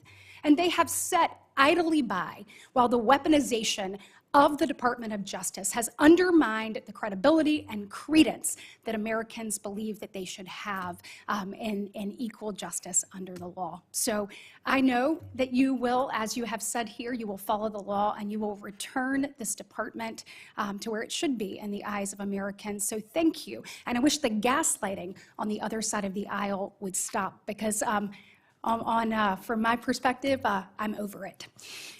And I believe that's exactly what the American people have said too. And speaking of, my distinguished colleague, who I have a great deal of respect from on the other side of the aisle, just said, tried to make you answer a question about immigrants and, quote, poisoning the blood of America, when actually the previous question by our colleague from Hawaii was illegal immigration. We are a nation of immigrants, but we are also a nation of laws. And the lawlessness under the Biden-Harris administration has made every single state in this nation a border state. I am so thrilled about what you've done when it comes to opioid use and human trafficking, and I look forward to you instituting that at the Department of Justice. Your credentials speak for themselves. When opioid and fentanyl overdoses are the leading cause of death between the ages of 18 and 45 in this nation, we need someone who takes it serious. You not only take that serious, you have a track record of proving to the American people you've done it for the people of Florida, and I look forward to what that means to the families that I have met. You talked about the families you met across Florida that showed you pictures of their loved ones that they lost, their brother, their sister, their cousin, their friend, their mother. And I know that there will be more lives that are saved as a result of your service when you are confirmed. So on that, I say thank you. And when it comes to illegal immigration, which we need to put a stop to, I want to ask you a question that you and I had an opportunity to discuss a little bit. You share my desire, I know, to not only get away from the weaponization and wokeness that we are seeing in the department right now, but really prioritizing safety and security. And I want to say thank you for that commitment and your commitment to blind justice. When we are looking at illegal immigration, the Executive Office of Immigration Review within DOJ, there have been a number of things that we have talked about with that, and I know, as you are aware, some people call it EOIR, some people call it EOR, but it houses our nation's immigration courts. Over the course of the Biden administration, the immigration court backlog has grown from 1.4 million at the end of 2021 to 3.5 million at the end of 2024. Over that same period, the Biden administration pursued policies both at DOJ and DHS to foster a culture within EOR of failure to adjudicate cases. As an example, between FY25 and FY24, immigration judges failed to adjudicate over 340,000 asylum claims. That is compared to just under 13,000 non-adjudicated asylum claims in the previous 6 fiscal years combined. Between cases dismissed, terminations, administrative closures, and failures to adjudicate, EOR during the Biden administration has allowed around 1 million illegal aliens to remain in the United States on an indefinite basis. Now, I've heard Laken Riley brought up multiple times today. Having talked to her parents, no parent should have to go through the heartbreak and tragedy that they have, and we are working diligently to rectify that and ensure that we are keeping Americans safe and secure. But a House Judiciary Committee report on this issue appropriately called it, quote, quiet amnesty, what we're talking here with Eeyore. Will you commit to me that if confirmed, you will make it a priority to reform the way that Eeyore operates and put in place measures to ensure that immigration judges actually adjudicate these claims and cases? Yes, Senator, thank you for meeting with me in advance, and I learned so much from you about this topic, and I look forward to learning more and working with you to do everything we can to make sure that functions properly. Thank you. If I am confirmed, Senator. Thank you. Well, you are going to be confirmed because America needs you. As a part of this effort, I hope that you will consider a number of things, including reinstating the performance metrics for immigration judges, similar to that were in place during the first Trump administration, and a reevaluation of the Biden administration's decisions and policies that have encouraged the use of administrative closures. And I assume I have your commitment to examine those issues thoroughly. We'll closely examine those, Senator. Thank you. Thank you. Senator Booker. Mr. Chairman, thank you very much for the time. Ms. Bondi, thank you very much. Thank you, Senator. And thank you for being willing to meet with me in my office. I really value that time that we had together. If there's anything that's been demonstrated in this hearing thus far, is there is a serious crisis of faith in our judicial system in America. And we are at a time where, as Judge Learned Hand reminded us in his writings and speeches, that the power of the Constitution is only strong as long as it is believed in and had faith by the American people. And that faith is shaken by so much of the political tumult. And as we have a new administration coming in and a lot of the protestations about retribution or going after political opponents, I know you could expand your empathy enough to understand why there are many that really worry about your independence. But I've heard you over and over again in this hearing, as much as I've tried to focus on it as I've gone back and forth between Senate Foreign Relations and another Floridian, Marco Rubio. But I am hearing from you that you understand that the Attorney General's guiding star is the U.S. Constitution and her client is the American people, that there can be no argument about that. Yes, Senator. Yes. And more than that, though, I hope that you, should you be confirmed, understand that there is an urgency in not just demonstrating through your actions that independence, but beginning to heal this country's lack of faith and shaken faith in that independence, in the U.S. Constitution. History may not long remember what any of us individually do here, but for the sake of our democracy, what you do to restore and repair the American faith, whether they be Democrats, Independents, or Republicans, is vital. I want to switch here to say publicly that when Donald Trump appointed Craig Carpenito as the U.S. Attorney in New Jersey, it was over the objections of myself and then Senator Menendez. I was wrong in my anticipation that he would not do good things in our state. He partnered with local leaders like those in Newark, New Jersey, to dramatically drive down crime. He was good for the safety of the city in which I live and the one that I led. Part of his strategy was to focus his resources on the most violent criminals. But that also meant that he used something that you know of called prosecutorial discretion.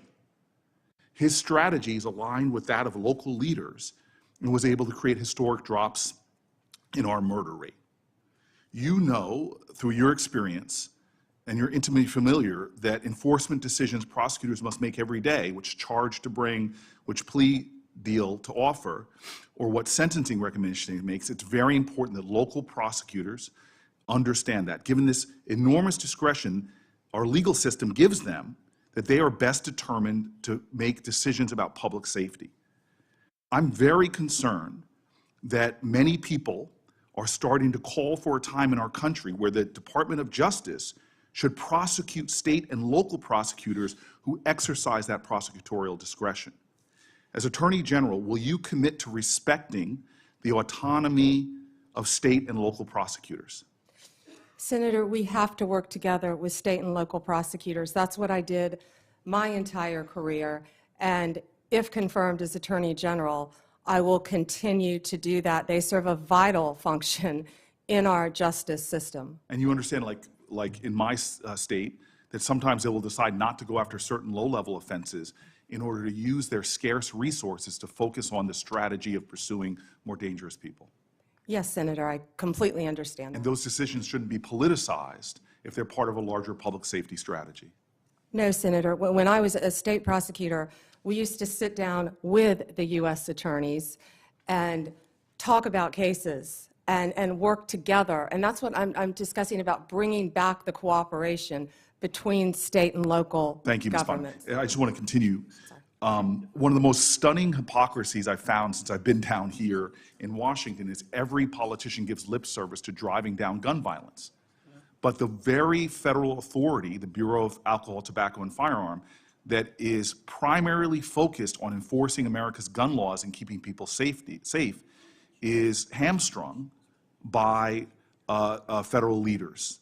The ATF's core responsibility is assisting in local law enforcement. When I was a mayor, I detailed local law enforcement to the ATF, but I'm stunned at how they have been stripped of resources, of their budget, and all of their capabilities to go after illegal gun running. When I was mayor of the city of Newark, we couldn't find one gun crime that was done with a legally purchased gun. But when I turned to the ATF leader at that time told me in private, we don't have the resources, support, or legal ability to go after these crimes. I am concerned about our ability to fight gun crime in America that threatens our law enforcement officers as well as people in communities from red counties to blue cities. Will you commit to doing everything you can to making sure the ATF has its resources and the legal power to pursue illegal gun runners in our country? Senator, I will do everything in my power to prevent illegal gun runners in our country. When I left being a state prosecutor to run for Attorney General, I almost didn't run because I was working on a wire case involving illegal gun runners.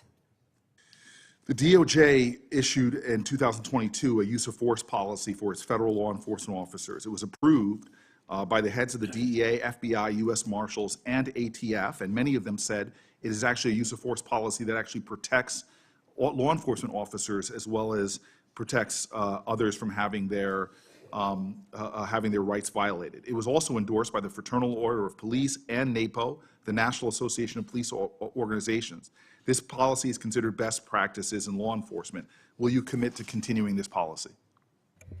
Senator, I have not read the policy. I will review the policy, and I will report back directly to you if I am confirmed as Attorney General, and consult with law enforcement, absolutely. And I would appreciate if you looked at the policy and I submit questions for the record, hoping that you can elucidate maybe more of your thoughts on this. Certainly. And then I will also say, as my last question, because I see my time has run out and I look forward to a second round, the DOJ issued a policy regarding chokeholds, which limited the use of no-knock warrants and chokeholds.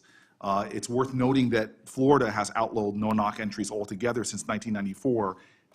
Would you commit to continuing the 2021 DOJ policy on these issues? I am familiar with the policy. I have not read it. I'm committed to reading it and studying it and reporting back to you on that policy once again. Thank you. Mr. Chairman, thank you. Senator Hawley. Thank you very much, Mr. Chairman.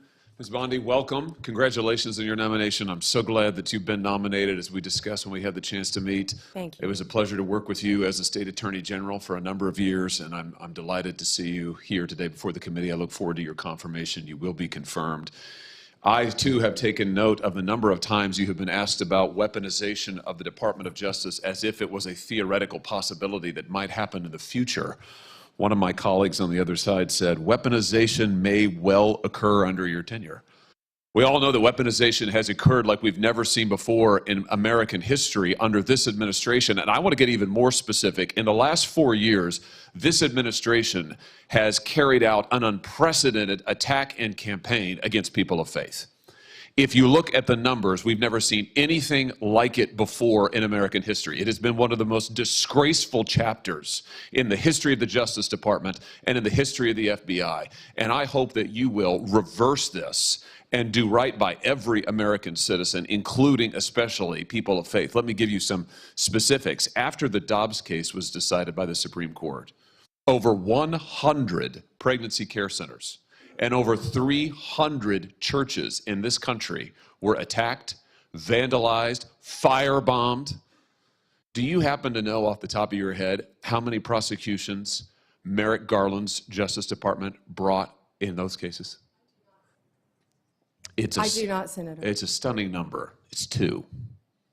Hundreds of churches, hundreds of pregnancy care centers. And I might just add, these pregnancy care centers, the attacks on them, which were violent, which were gruesome, were egged on and encouraged by rhetoric from members of Congress, including members of this body, who have said that pregnancy care centers aren't real medicine, that they're not real doctors. They have legitimized these attacks. And the same thing was true of churches.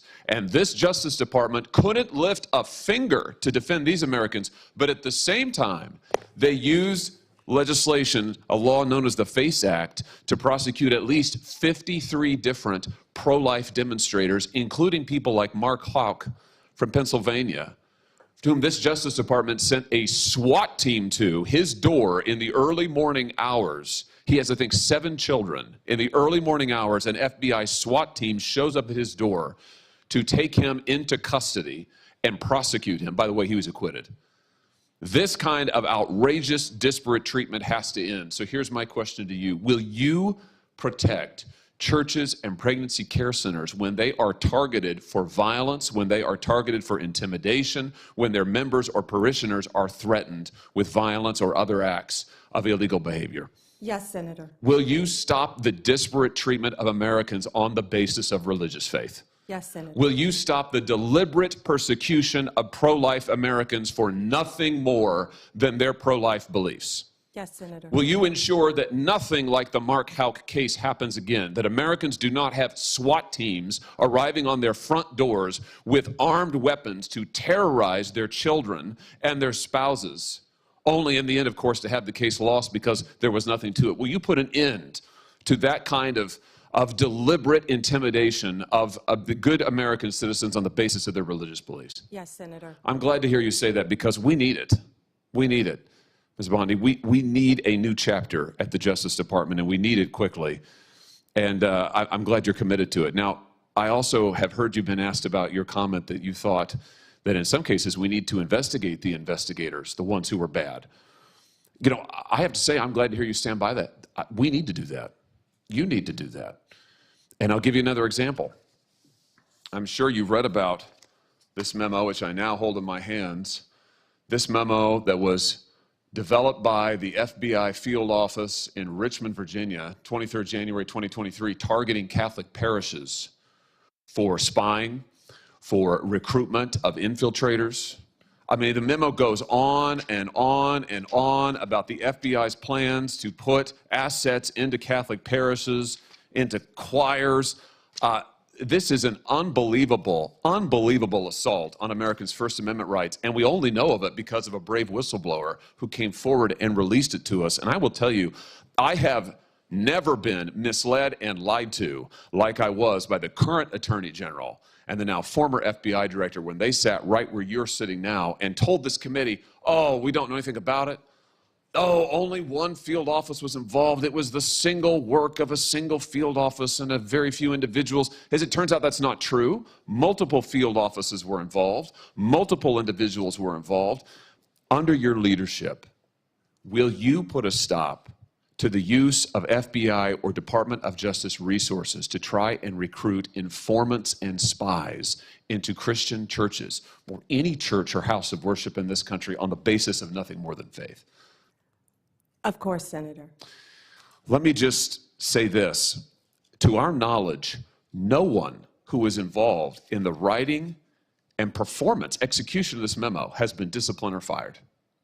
Will you conduct an investigation like you talked about, Ms. Bondi, that will get to the bottom of abuses like this? And to be clear, this is an outrageous abuse. It is an outrageous abuse. One of the worst abuses of Department of Justice and FBI authority in our history. Will you conduct an investigation to find out who signed off on this, who approved it, who advocated for it within the Department of Justice? Will you open the books on these abuses so that the American people can have confidence in their DOJ? Senator, and I think what you're talking about is the ultimate weaponization, what we've been discussing all day. If I'm confirmed as Attorney General, one of the first things I will do, there'll be many, but I will personally read that memo, and if Mr. Patel is confirmed, discuss it with him right away. Fantastic. And will you work with this committee and our relevant subcommittees? I'm going to chair a subcommittee called the Crime and Terrorism Committee. We're going to do our own investigation into what happened here at the FBI and the DOJ. Will you work with us as you discover the nature of these abuses, and as you put a stop to them, will you work with us to make sure the American people get all the facts and this never happens again? And Senator, yes, I look forward to working with you and the Democrats. I would think this is something that we can all agree on both sides, that this should not be happening in the United States of America, and work together on it. That's fantastic. Let me ask you one other question here in my just few seconds that are remaining. This memo targeting Catholic parishes repeatedly refers to as an expert source a group called the Southern Poverty Law Center. Now, the Southern Poverty Law Center has a long history as an anti-religious group that has repeatedly gone after conservative and religious organizations, called them hate groups, called them sometimes terrorist groups. They're cited in this memo. They once infamously, the SPLC called the Family Research Council a terrorist hate group, and an armed gunman came into their lobby and opened fire. Will you put a stop to the use of the SPLC as an official source for any Department of Justice memorandum or finding? That will be one of the first things we will look at as well, Senator, and report back to you and the committee. Thank you very much. Congratulations. Thank you, you. Mr. Chairman. Thank you, Mr. Chairman. Ms. Bondi, as you know, the Supreme Court in Trump versus United States held that the president has absolute immunity to commit crimes in certain core areas of the president's responsibility. One of those core areas is the Justice Department. So in a breathtakingly dangerous and irresponsible decision, Justice Roberts and the majority held the president could commit crimes using the Department of Justice and be immune from prosecution. Justice Sotomayor correctly said this new immunity lies about like a loaded weapon. So the fear and the concern we have is that the incoming president will use that loaded weapon, that immunity, to commit crimes through the Department of Justice. And for that reason, it is all the more important that we have an Attorney General who has the independence, the strength, the intestinal fortitude to say no to the president when it is necessary. So my first set of questions has to do whether you have the independence to say no when you must say no. And you can say this is hypothetical, but it is not hypothetical. So let me start with one very specific non-hypothetical. The president has said Jack Smith should go to jail. Will you investigate Jack Smith? Senator, I haven't seen the file. I haven't seen the investigation. I haven't looked at anything. It would be irresponsible of me to make a commitment regarding anything without, you're a long practicing attorney, without looking at a file. So you would need a factual predicate to open an investigation of Jack Smith, is that right? Not a summary by you sitting here. Yes, sir. And not a summary by the president either, right? Absolutely. So a summary by the president or his desire to investigate Jack Smith would not be enough for you to open an investigation of Jack Smith, is that right? I will look at the facts and evidence in any case. You know, and sitting here, 72%, sitting here today, Senator, 72% of Americans please, I only have have 7 lost minutes. faith in the Department of Justice. Sitting here today, are you aware of any factual predicate to investigate Jack Smith? Sitting here today, yes or no? Senator, I will look at the facts and the circumstances. You can't answer that question. You're not a part of the department yet. There's no worry about divulging law enforcement sensitive information. So just tell us, are you aware of a factual predicate to investigate Jack Smith? Yes or no? Senator, what I'm hearing on the news is horrible. Are you aware of a? Do I know if he committed a crime? I have not looked at it. You seem reluctant to answer a simple question. Let me ask you a different simple question. The president also wants to jail Liz Cheney. Sitting here today, are you aware of any factual basis to investigate Liz Cheney? Yes or no? Senator, that's a hypothetical, and I'm not going to answer that No, question. it's not hypothetical. I'm asking you, sitting here today, whether you are aware of a factual predicate to investigate Liz Cheney. Senator, no one Based has on what asked you me know. to investigate Liz Cheney. That is a The hypothetical. president has called for it publicly. You are aware of that, aren't you? No one has asked me to investigate But the president Liz. has We're called- also the worried about president- Liz Cheney, the Senator. president has You know what called we for should this- be worried about? Ms. Bondi, The please crime rate answer in my California questions. right now You are is aware, through the roof. Ms. Bondi, Your my- robberies Ms. are Bondi, 87% my higher question- than the national average. My question is this. That's what I My want to question be is this. focused on, Senator. Do you have the if I'm power to confirmed say as no to the Attorney president? General. And what you're suggesting today by your non-answer is you don't have the independence to say no to the president. So let me ask you a different question. It also requires you, if you're going to be a good Attorney General, to be able to tell hard truths to the president. So my questions now are, can you tell hard truths to the president? So let me start with an easy truth that you could speak to the president. Can you tell us, can you tell him that Donald Trump lost the 2020 election? Can you say that? Do you have the independence to say that? Do you have the gravitas, the stature, the intestinal fortitude to say, Donald Trump, you lost the 2020 election? Can you tell us that here today? Senator, what I can tell you is I will never play politics. You're trying to engage me in a gotcha. I No, won't I'm just do it. asking you a simple I question. won't play If you can politics speak truth with any to ongoing power. So let me ask you investigation, another. like you did let leaking me- your let me ask colleague you- Devin Nunes's if- memo. If you can't answer the question, let me ask you a different, what should be a simple truth, not a hard one. Was there massive fraud affecting the result of the 2020 election, yes or no? Senator, I'm glad you asked that question, if you'll let me answer what I saw in Pennsylvania. No, I asked a simple question about massive fraud. I can only tell you what I saw in No, I know you want to Pennsylvania. answer a different question, but my question is, can you tell us whether there was massive fraud affecting the results of the 2020 election, yes or no? Was there I or can was there tell not? you what I saw when I went That's as an not my, advocate that's to not the my campaign. question. So you can't answer that question. You can't speak that even easy truth to us, let alone to the president. So let me ask you a different question. It will also be important that you give good advice to the president. Are you prepared to advise the president not to pardon people who beat police officers? Senator, as I said, the pardons are at the direction of the president. We will look and we will advise. I will look at every case on a case. so you Let me look finish. at- On a case-by-case Okay, basis. okay, good. And I let me abhor violence to police officers. follow up with that. So will it be your advice to the president, Mr. President, I know you said you want to issue hundreds of pardons on day one. Will it be your advice to the president? No, Mr. President, I need to go over them on a case-by-case basis. Do not issue blanket pardons. Will that be your advice to the president? Senator, I have not looked at any of those files. If confirmed, I will look at the files And for will the you be able to pardons, as do, well will as you the be able to ongoing review investigation. hundreds of cases on day one? I will look at every file I am Of course asked you to won't. look So at. will you advise the Hey, president? can I will answer you- the question? Well, my question I is- would have plenty of staff. You said, of course you want. You'll be able to review Listen, I'm hundreds not of going to cases on the first day? mislead this body nor you. All right, let me ask another question. You don't want to answer that, let me ask You were another question. censured by It will Congress, Senator, for it will comments just like this that it are will so reckless. It will also be important for you to be able to preserve the records, the evidence of the department. Are you ready to commit that none of the evidence in the January 6th investigation will be destroyed under your watch? Senator, I will follow the law. I will consult with ethical officials in the Do you department. see any ethical basis to destroy evidence in the January 6th investigation? Then why can't you answer the question? Why can't you say, I commit to this committee, we will never destroy the evidence in the January 6th investigation? Why can't you give this committee and the American people that assurance? Are you frightened because evidence was destroyed against President Trump that was false? Is that why you're Why do frightened you now? have I can't difficulty? believe this is even. Why do you have difficulty answering that question? I can't believe Why do you you're have asking such a difficulty? question. Why do you have difficulty promising to preserve evidence at the Department of Justice? Why is that a difficult question? I will follow the law.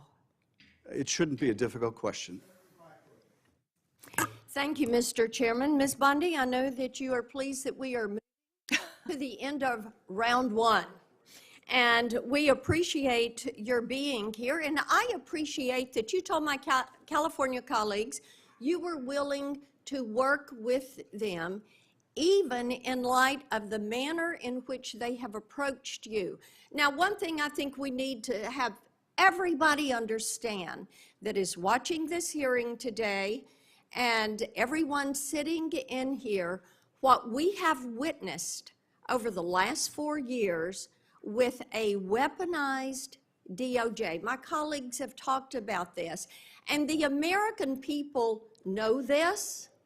They know what was carried out against President Trump and his administration, and in November, they voted to see an end to 2 tiers of justice, 2 tiers of treatment, 2 tiers of access, because they have absolutely had it with the lies, with the accusations, and with the attacks that have come against so many people who were just seeking to live their lives, and then all of a sudden found the FBI or another federal agency or the DOJ knocking at their door. You know, Ms. Bondi, it would make you believe that my colleagues have learned nothing from the elections in November. They don't see this as a movie script that someone may have liked to write. What they see is this is real life. And they want a restoration to equal justice, equal access, equal treatment, abiding by the rule of law. Many of us have talked today about making America safe again. And in Tennessee, I hear a good bit about this. And as we've discussed your nomination, one of the things I've mentioned to people is your career as a prosecutor. And you have touched on that some today. And you are bringing that insight of being a prosecutor to bear. And I do appreciate that. Now, one thing that I think is noteworthy, and in preparation for the hearing, I looked some of these numbers up. During President Trump's first term, violent crime in this country actually fell. Yes. It fell by 17%. And in the first 2 years of the Biden administration, it soared by 43%. This is crime that is taking place in all of our communities. We've seen a rise, whether it's California or Tennessee, we have seen a rise. So I want you to talk to Tennesseans, to Californians, to all Americans about what you're going to do to get this crime rate down in this country. Senator, thank you for that question. And despite the questions from Senator Schiff, I look forward to working with you and the state of California to do everything we can to fight violent crime in California.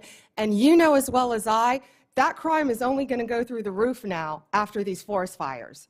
You're going to have looting. You're going to have price gouging. You're going to have so many things that I have dealt with in the state of Florida, and I am committed to working with California just as much as I am committed to working with you, Senator Kennedy, in the tragedy that just took place in Louisiana, given all the human beings that were murdered in your state. And we have the Super Bowl coming up in less than 3 weeks now, I believe, Senator. I've been a little busy. But we've got to ensure, if I'm confirmed, that everyone in this country is safe.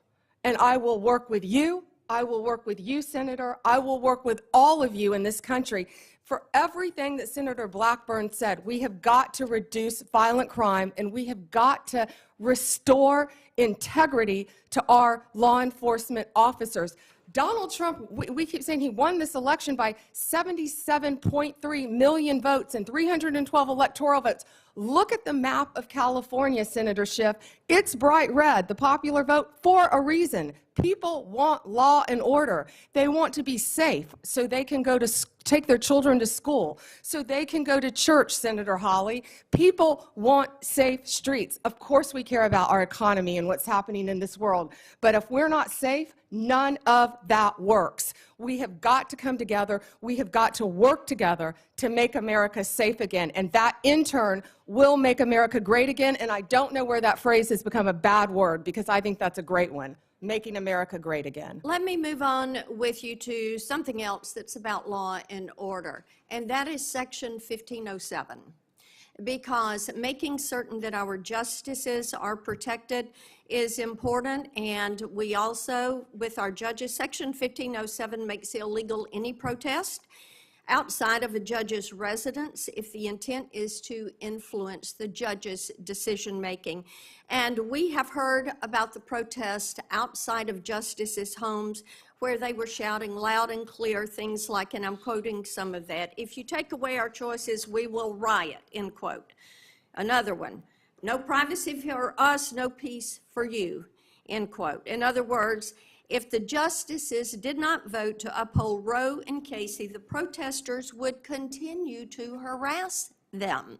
Despite this clear violation of the law, Merrick Garland did not bring a single charge, not one single charge, under Section 1507. Will you commit to faithfully enforcing Section 1507 as Attorney General? I will faithfully enforce that law and all laws that I am asked to review. And Senator, I watched that on TV and it horrified me, the protesters outside their houses. You can't do that for a reason, because our justices have to remain safe and unbiased and protected from threats, as do we all. But they do enjoy a special protection, and yes, that should be enforced. And thank you, Ms. Bondi. Thank you, Mr. Chairman. Yeah. We'll now have our second round that I announced earlier. We'll each have 4 minutes. When we were talking in my office, I brought up the importance of your listening to whistleblowers. And about 30 or 35 investigations I've got underway of the executive branch, and not just because of a Democrat president. Some of them are probably carryovers from Republican presidents. It's very important that the executive branch understand the cooperation that you must have with us to carry out our responsibilities to see that the president faithfully executes the laws. And I think that too often whistleblowers, being patriotic people they are, wanting government to do what government's just supposed to do, and find something wrong, they want to report it, and they want to report it within the agency. They don't come to Congress unless they don't get any help in the executive branch. It seems to me that it's very important that you respect whistleblowers, but I've seen them treated like a skunk at a picnic by the agency they're in. I've seen them ruin themselves professionally. I see themselves, one time an FBI agent came to me, was escorted out of headquarters with his gun and badge taken away from him, just because the laboratory there was not using science to make sure that crime was actually committed. So now we have a new $40 million head or science lab so that people are protected and get their constitutional rights. So will you protect whistleblowers from retaliation and promote a culture? And I think that last thing, promote a culture, is more important, that values the important contribution of whistleblowers. Yes, and Senator, I think so people fully understand the importance of whistleblowers. They have to be able to tell the truth and come forward without fear of retaliation. And that's the purpose of the whistleblower statute. And when there's retaliation, the taxpayers' money's paying for that retaliation in most cases. The Biden Justice Department issued guidance telling prosecutors to stop charging mandatory minimums and ignore laws setting penalties on drug type. It also allowed folks to pay civil and criminal fines to politicize non-government organizations instead of the government treasury. I put together a list of their guidance. I find it very concerning and unfair to the taxpaying public, and I'd like to have you review those policies very soon after you're confirmed. Absolutely, Senator. In regard to antitrust, enforcing antitrust laws is extremely important to ensure that markets are fair and that consumers are protected. I've been active in making sure that the Justice Department and the FTC carefully scrutinize mergers and that they look out for anti-competitive behavior and predatory practices.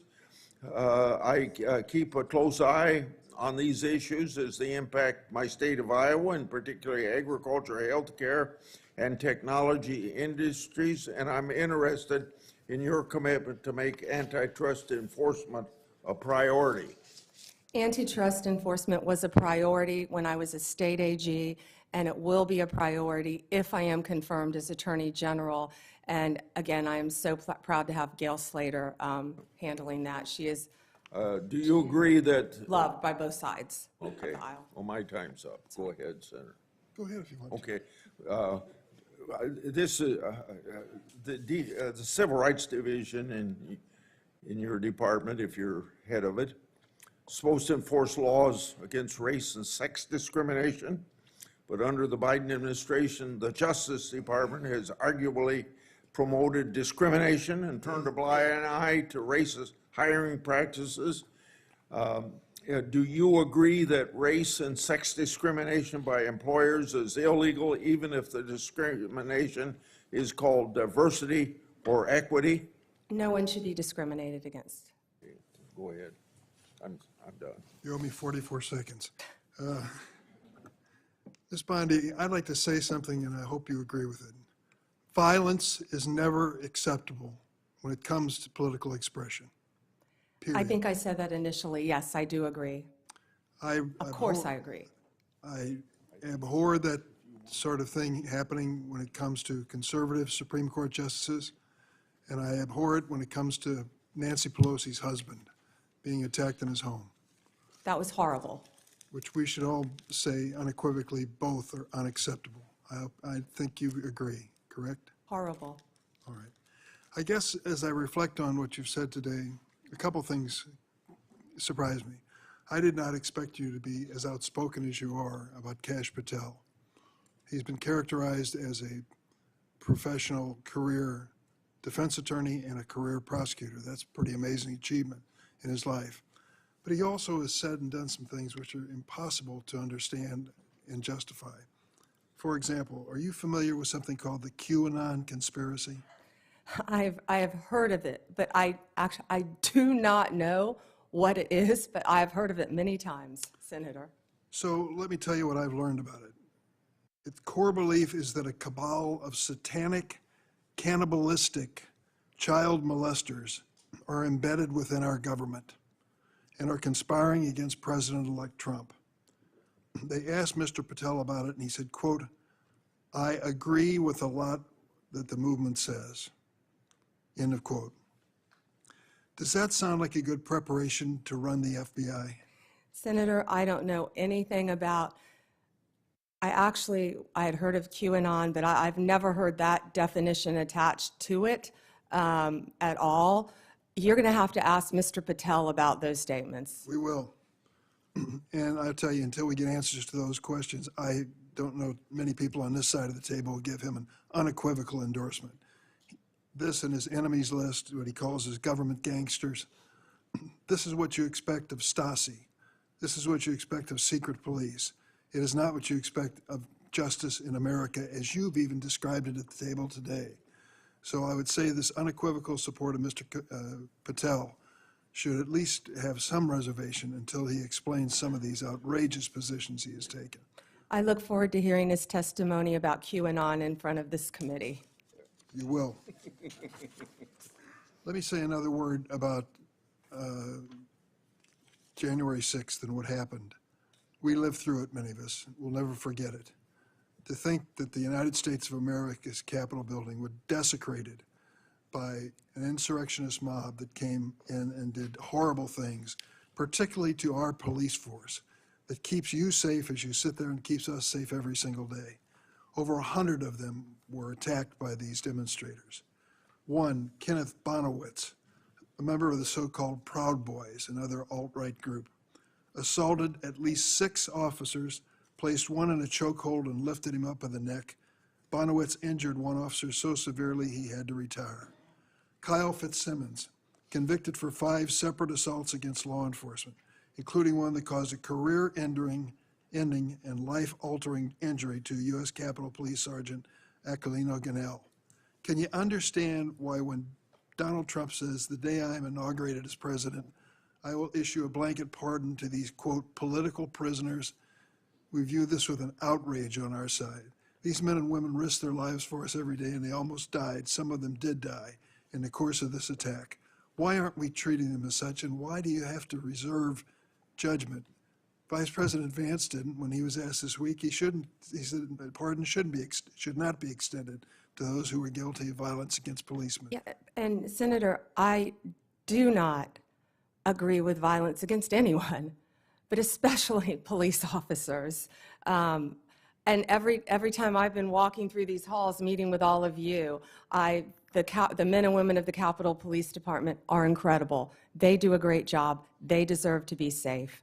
And I do not agree with violence against any police officer. I would hope. I never have, Senator.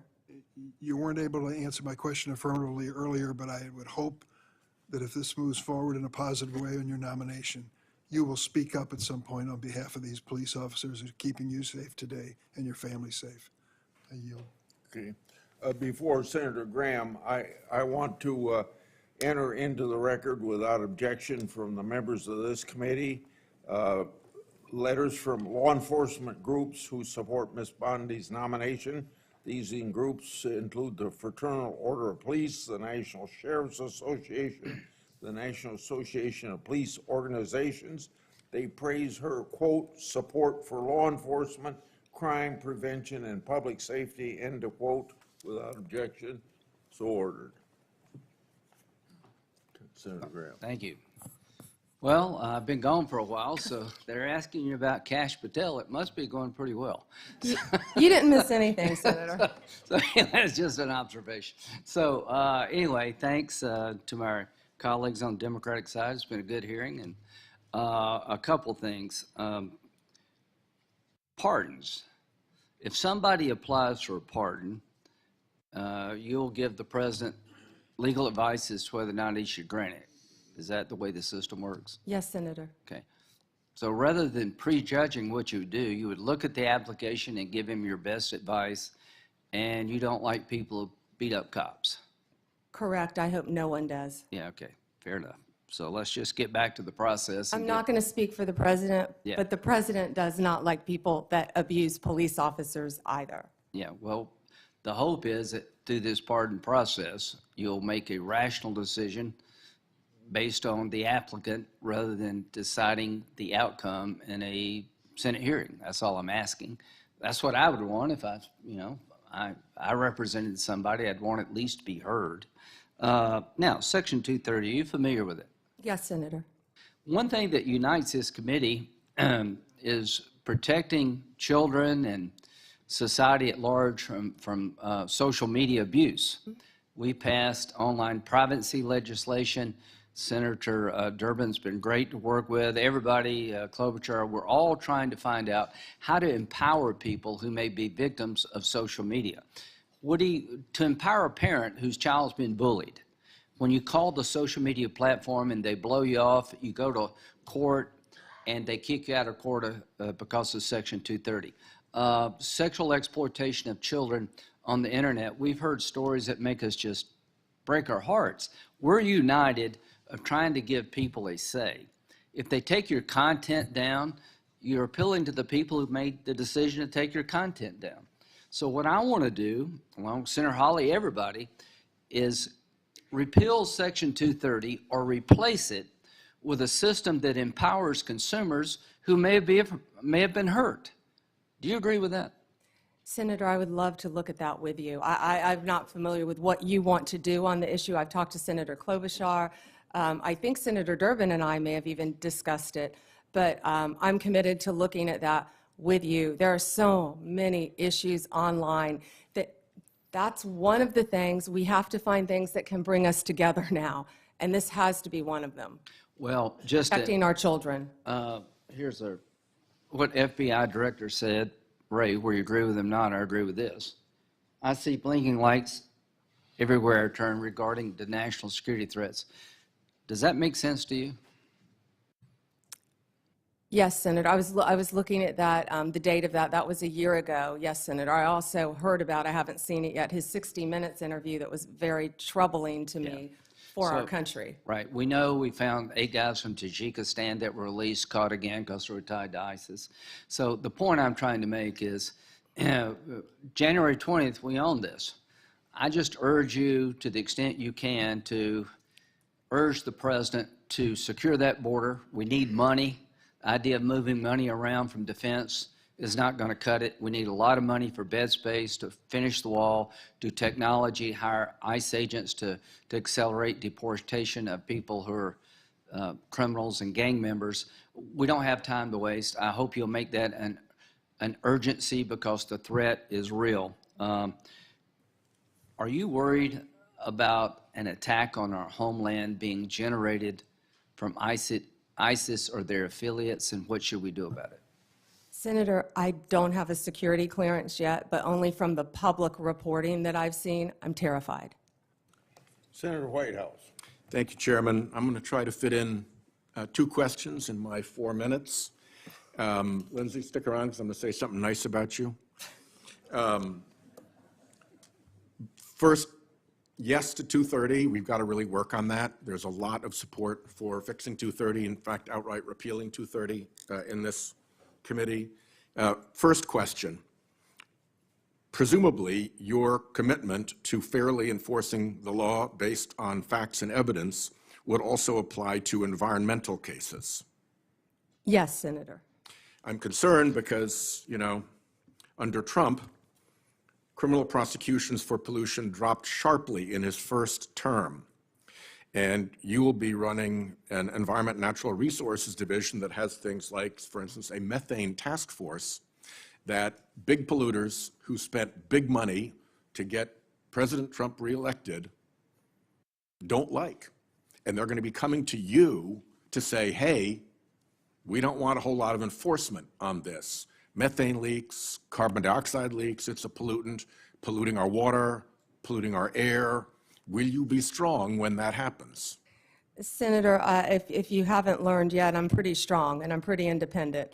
And I will, I think you and I spoke about this in your office a bit. I don't know a lot about that issue, but I am committed to meeting with the ENRD division and talking to you about it. I wish I knew more about the issue you faced, but I don't. But I'm committed to absolutely looking at it and doing what I can to help you in your state. I don't want environmental prosecutions to be an ignored stepchild subset. It's law just like any other law. The second question that I'd like to get to goes back to Chairman Grassley's opening comments, that it's going to be really important for the Department of Justice, under your leadership, to answer questions from senators, both Republican and Democrat, and to give us real answers. Sometimes the best oversight comes from the other party. And indeed, sometimes the best oversight comes from one senator who sticks to one issue and persists at it without necessarily support from the rest of the committee. And that oversight has been really consequential in the past, and it's really important. So Chairman Grassley has been very good about trying to enforce that rule. And I want to tell you just a quick story about something that went the wrong way, I believe. Crossfire Hurricane was mentioned by Senator Graham. There was a committee investigation into Crossfire Hurricane. During that Crossfire Hurricane investigation, box loads of material was provided by the department and the Bureau to Senate Republicans. They got files. They got investigative reports. They got internal memos. They got stuff that would not be FOIA-able. They really were able to do a deep dive because they got everything they asked for, even stuff that the FBI would ordinarily not produce. That was happening on that side of the aisle. For me, I had questions about Justice Kavanaugh's supplemental background investigation. And I asked for things like, what is the Department of Justice policy for how tip lines work? That's a FOIA-able question. I didn't get a single piece of paper. I asked for things like, what are the ground rules for investigations of supplemental background investigations? I didn't get a single piece of paper. Senator Graham called the Deputy Attorney General up into his office to say, will you guys please knock it off and give this guy some information? So, you know, I have lived the example of if you're a Republican on this committee in a Republican administration, you get everything you ask for and more, and if you're a Democrat, you get zero. That was not a great moment for me and not a great moment for the department. And so I will take the chairman at his word that he wants the department to be responsive to requests from all of us. And I would ask you, will you be responsive to all of us, irrespective of our party affiliation, if we are asking legitimate questions that you have the power to answer? Senator, I think I've said that from the beginning. Yes, especially on Freedom of Information Act, I will follow the laws that apply to the Freedom of Information Act. I believe in that. I actually dealt with the public records when I was a state prosecutor. It's been so long ago, I'd forgotten about that. Yeah. So I handled all the public records. One just sort of point of order here. The FOIA, the Freedom of Information Act process is one thing. Anybody can get information under the Freedom of Information Act process.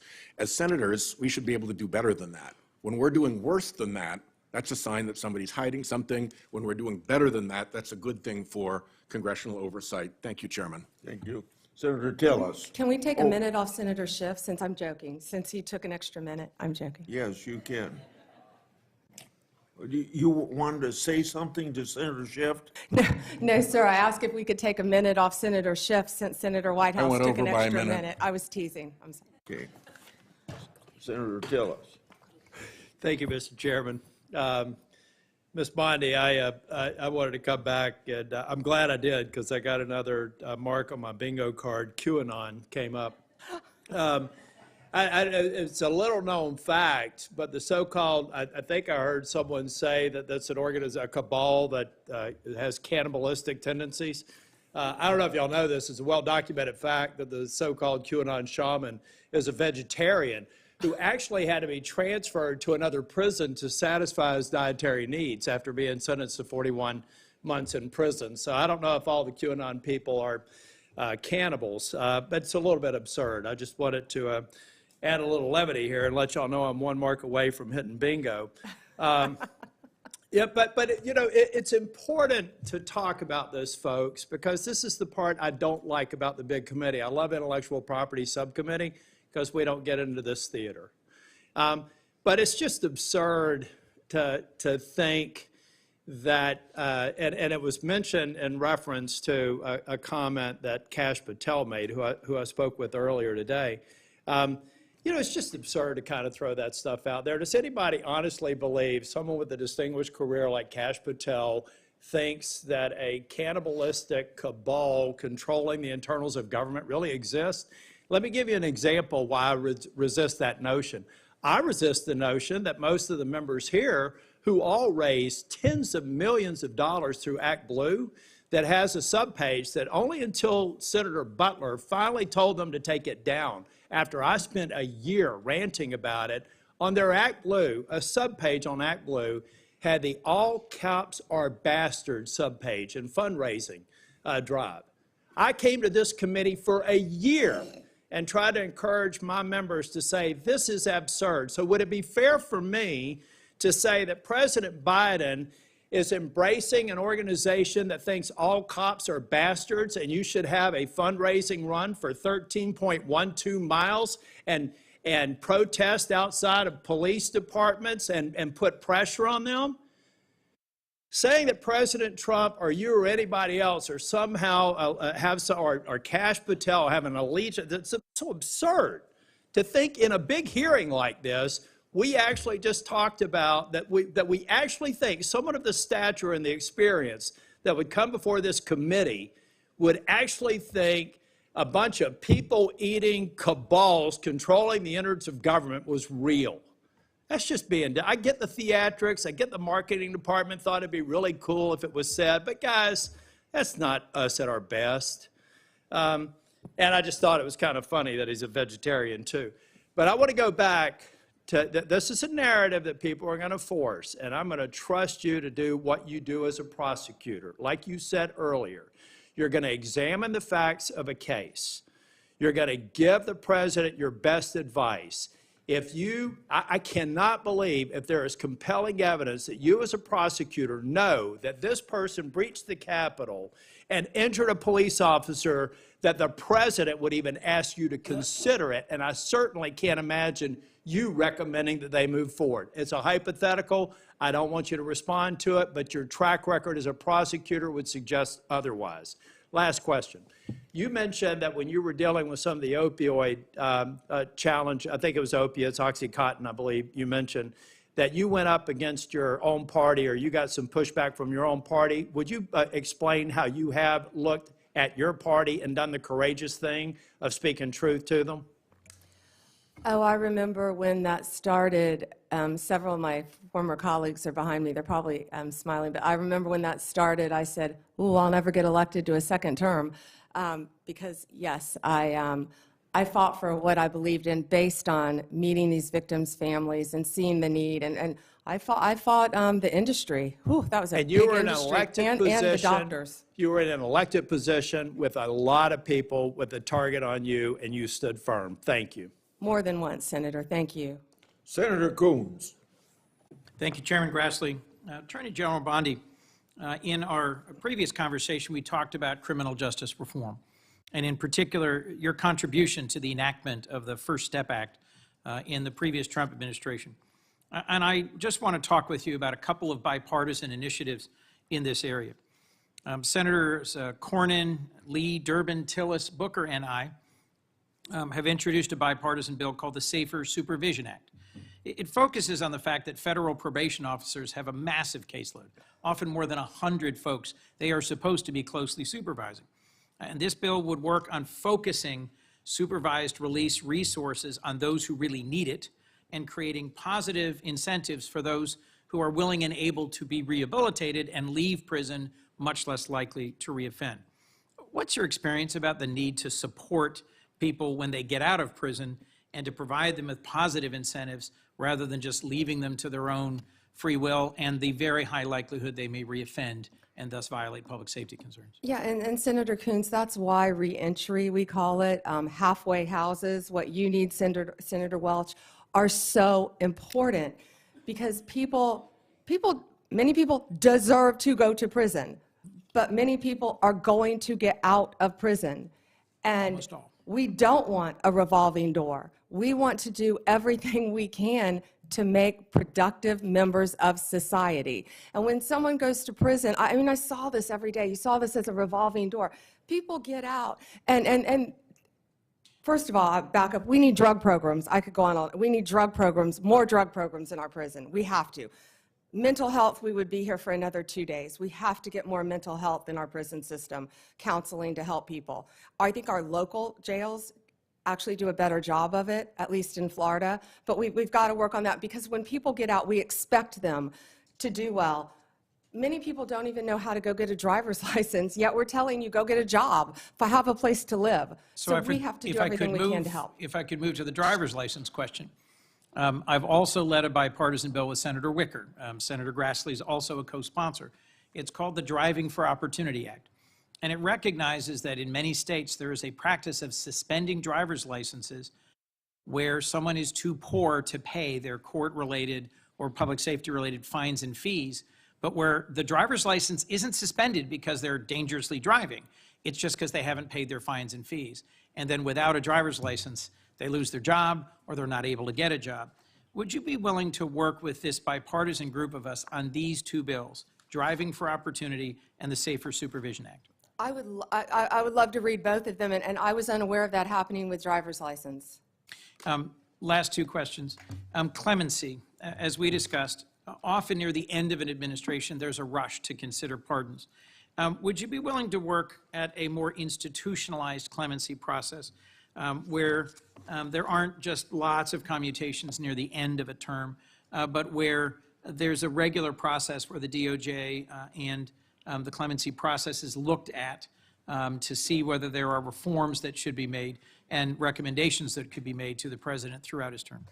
I would love to look at that process. I can tell you that the pardons, the commutations that Joe Biden just made were abhorrent to me, absolutely abhorrent, taking people off death row. I looked at the facts of many of those cases, and they were so troubling to me. I don't know what process you intend to implement, but I would love to study that with you. Well, we talked positively about your experience and mine with drug courts, veterans courts, mental health courts. There are some things we will continue to disagree about and other things I hope we can work on together. Thank you. Thank you, Senator. Senator Lee. Thank you, Mr. Chairman. Ms. Bondi, as you're aware, criminal justice reform has been an important part of my role on this committee.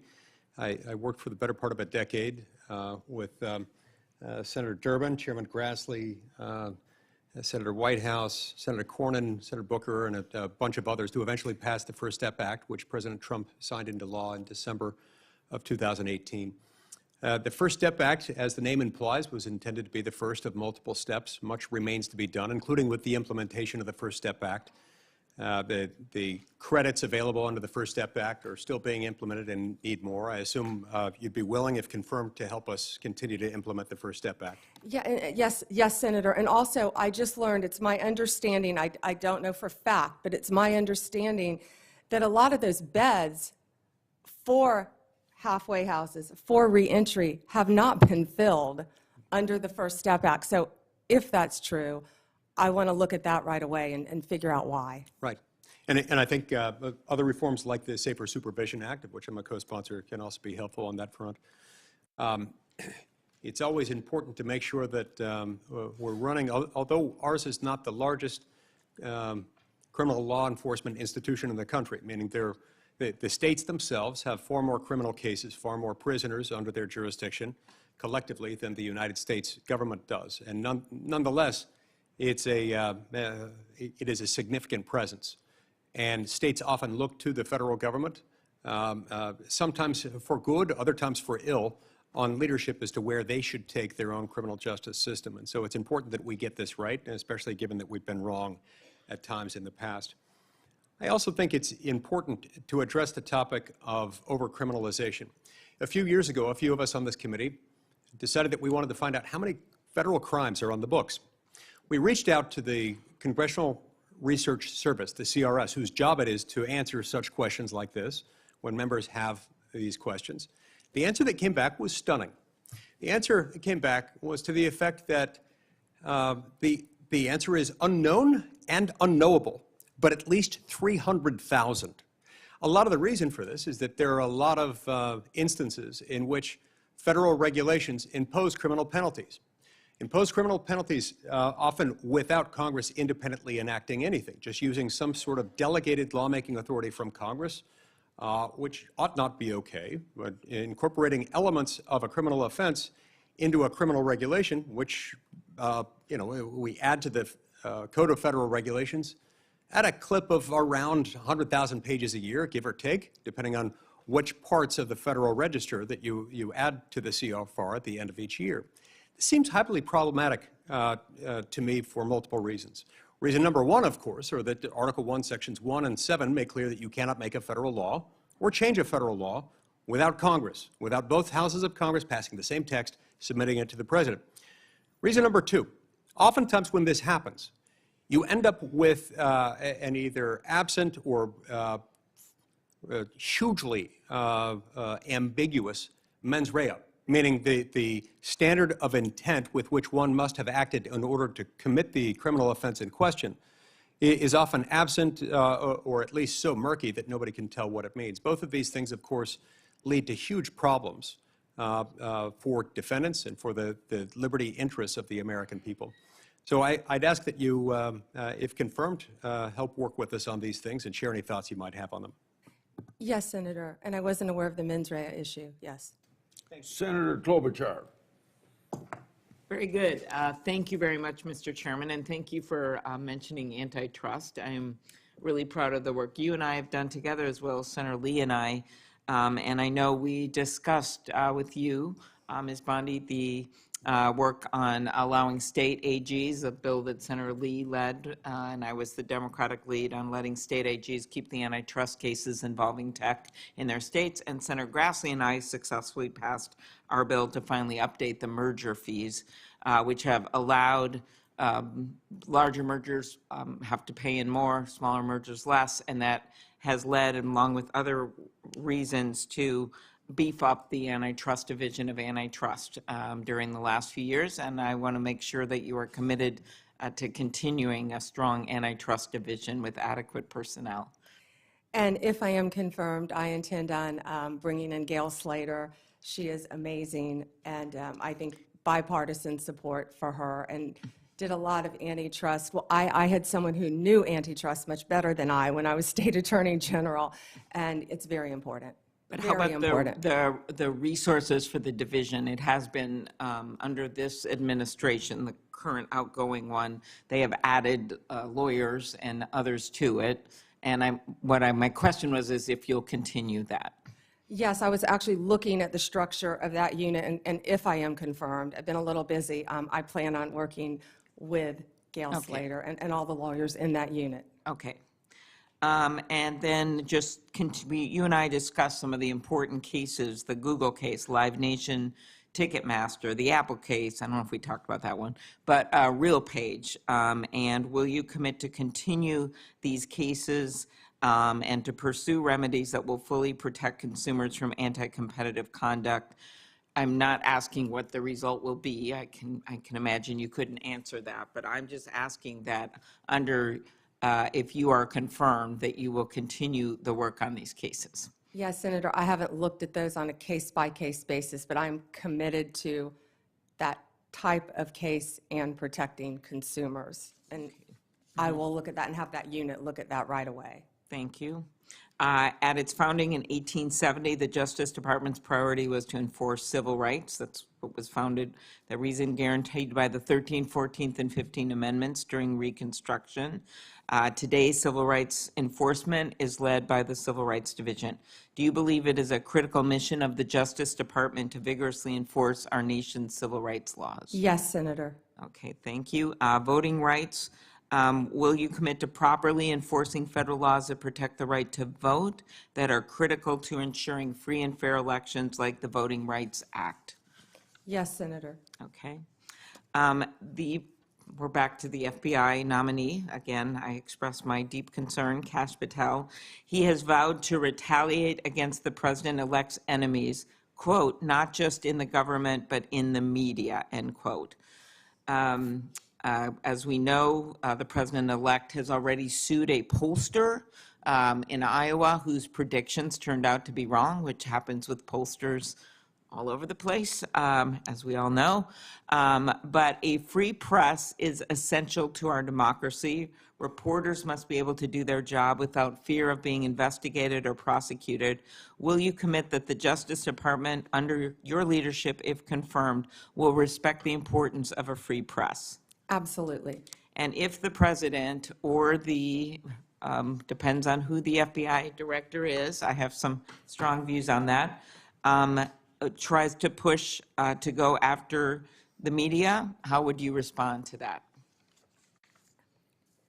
I have not, clearly he's made some statements, but I haven't talked to Mr. Patel about those statements. But going after the media just because they're the media is wrong, of course. All right, thank you. Senator Kennedy. Thank you, Mr. Chairman. General, I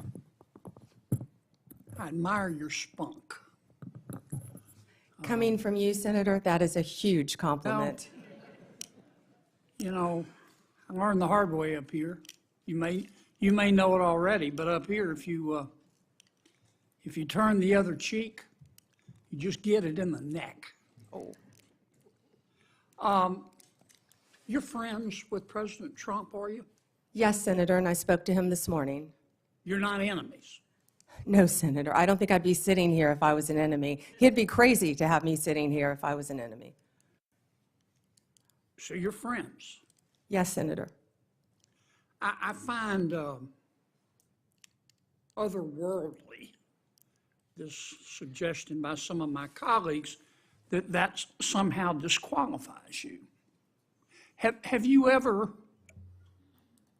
seen a president of the United States appoint his enemies to his cabinet?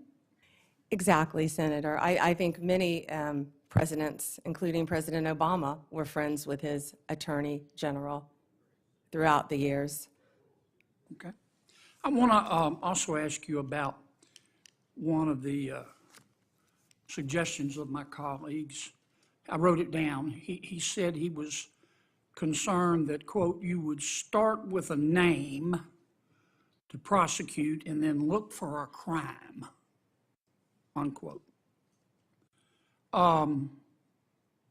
It made me immediately think of District Attorney Bragg in New York, who actually in 2019 ran a campaign in large part suggesting that if you elect me, I'll prosecute Donald Trump. I believe there were others as well, Senator. Right.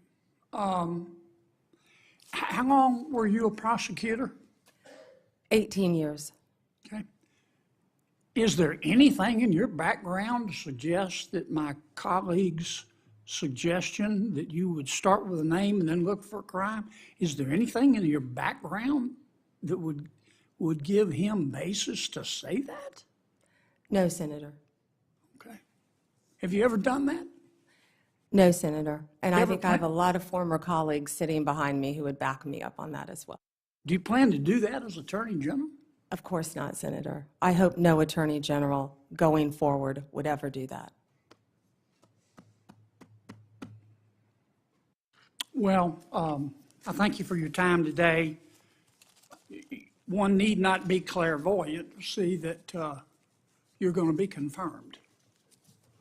And you talked a lot about bringing us together today. I'll make this suggestion. Senator Durbin talked about it. You can bring us together if you will just answer Grassley's letters. That will be a really good start, because you'll never hear the end of it, nor should you. The man he's like a dog on a bone. Thank you, Senator.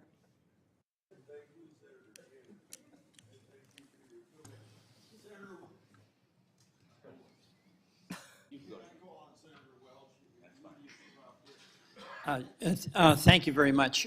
Thank you, Ms. Bondi.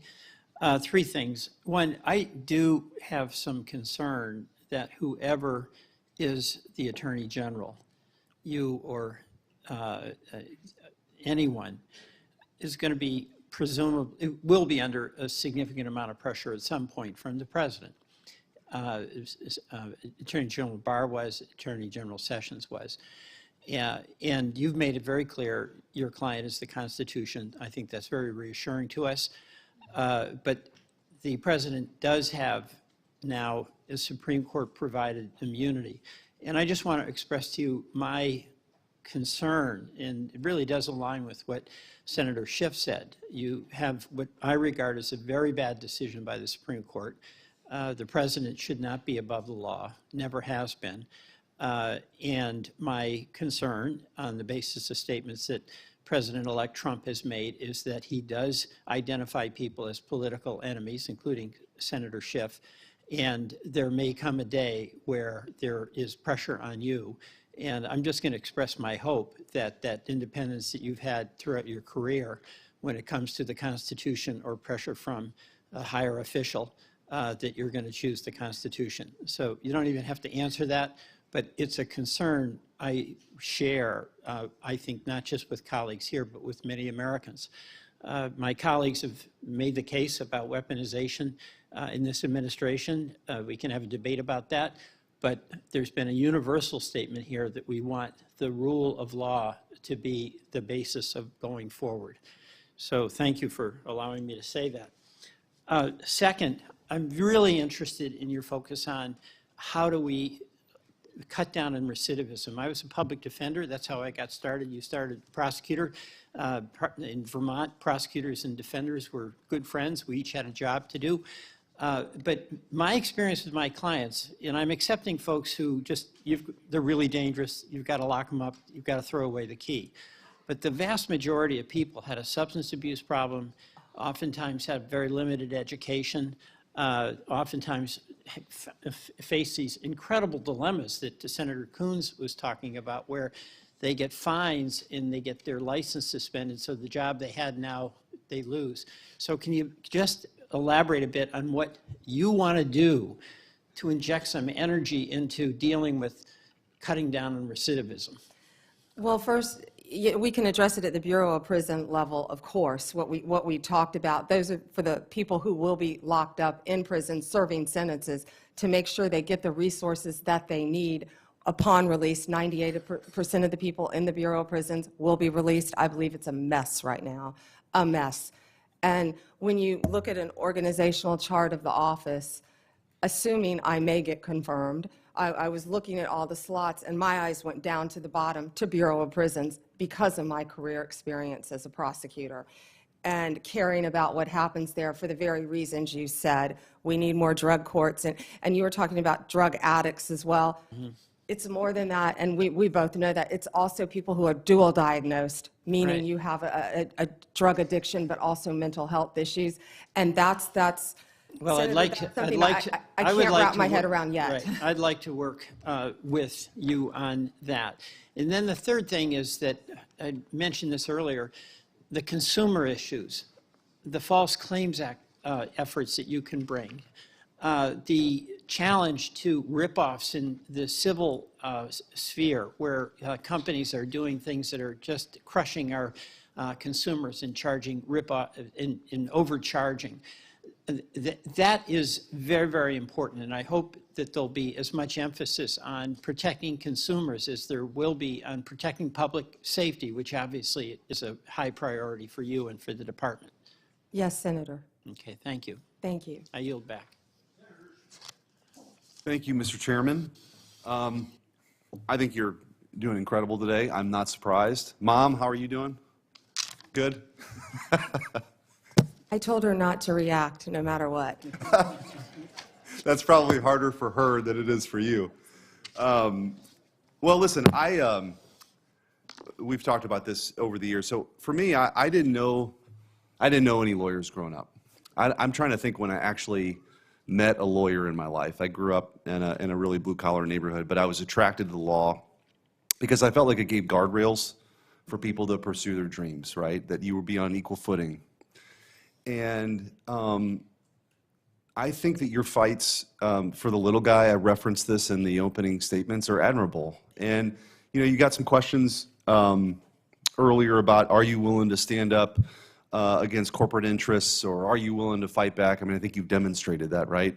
I think we did it together when we were attorneys general as well. Yeah, your client is the people, and it's your job to fight for them. Because in these jobs, especially even a local prosecutor, I think is even more appropriate scenario. There's only one there's only one prosecutor in that county.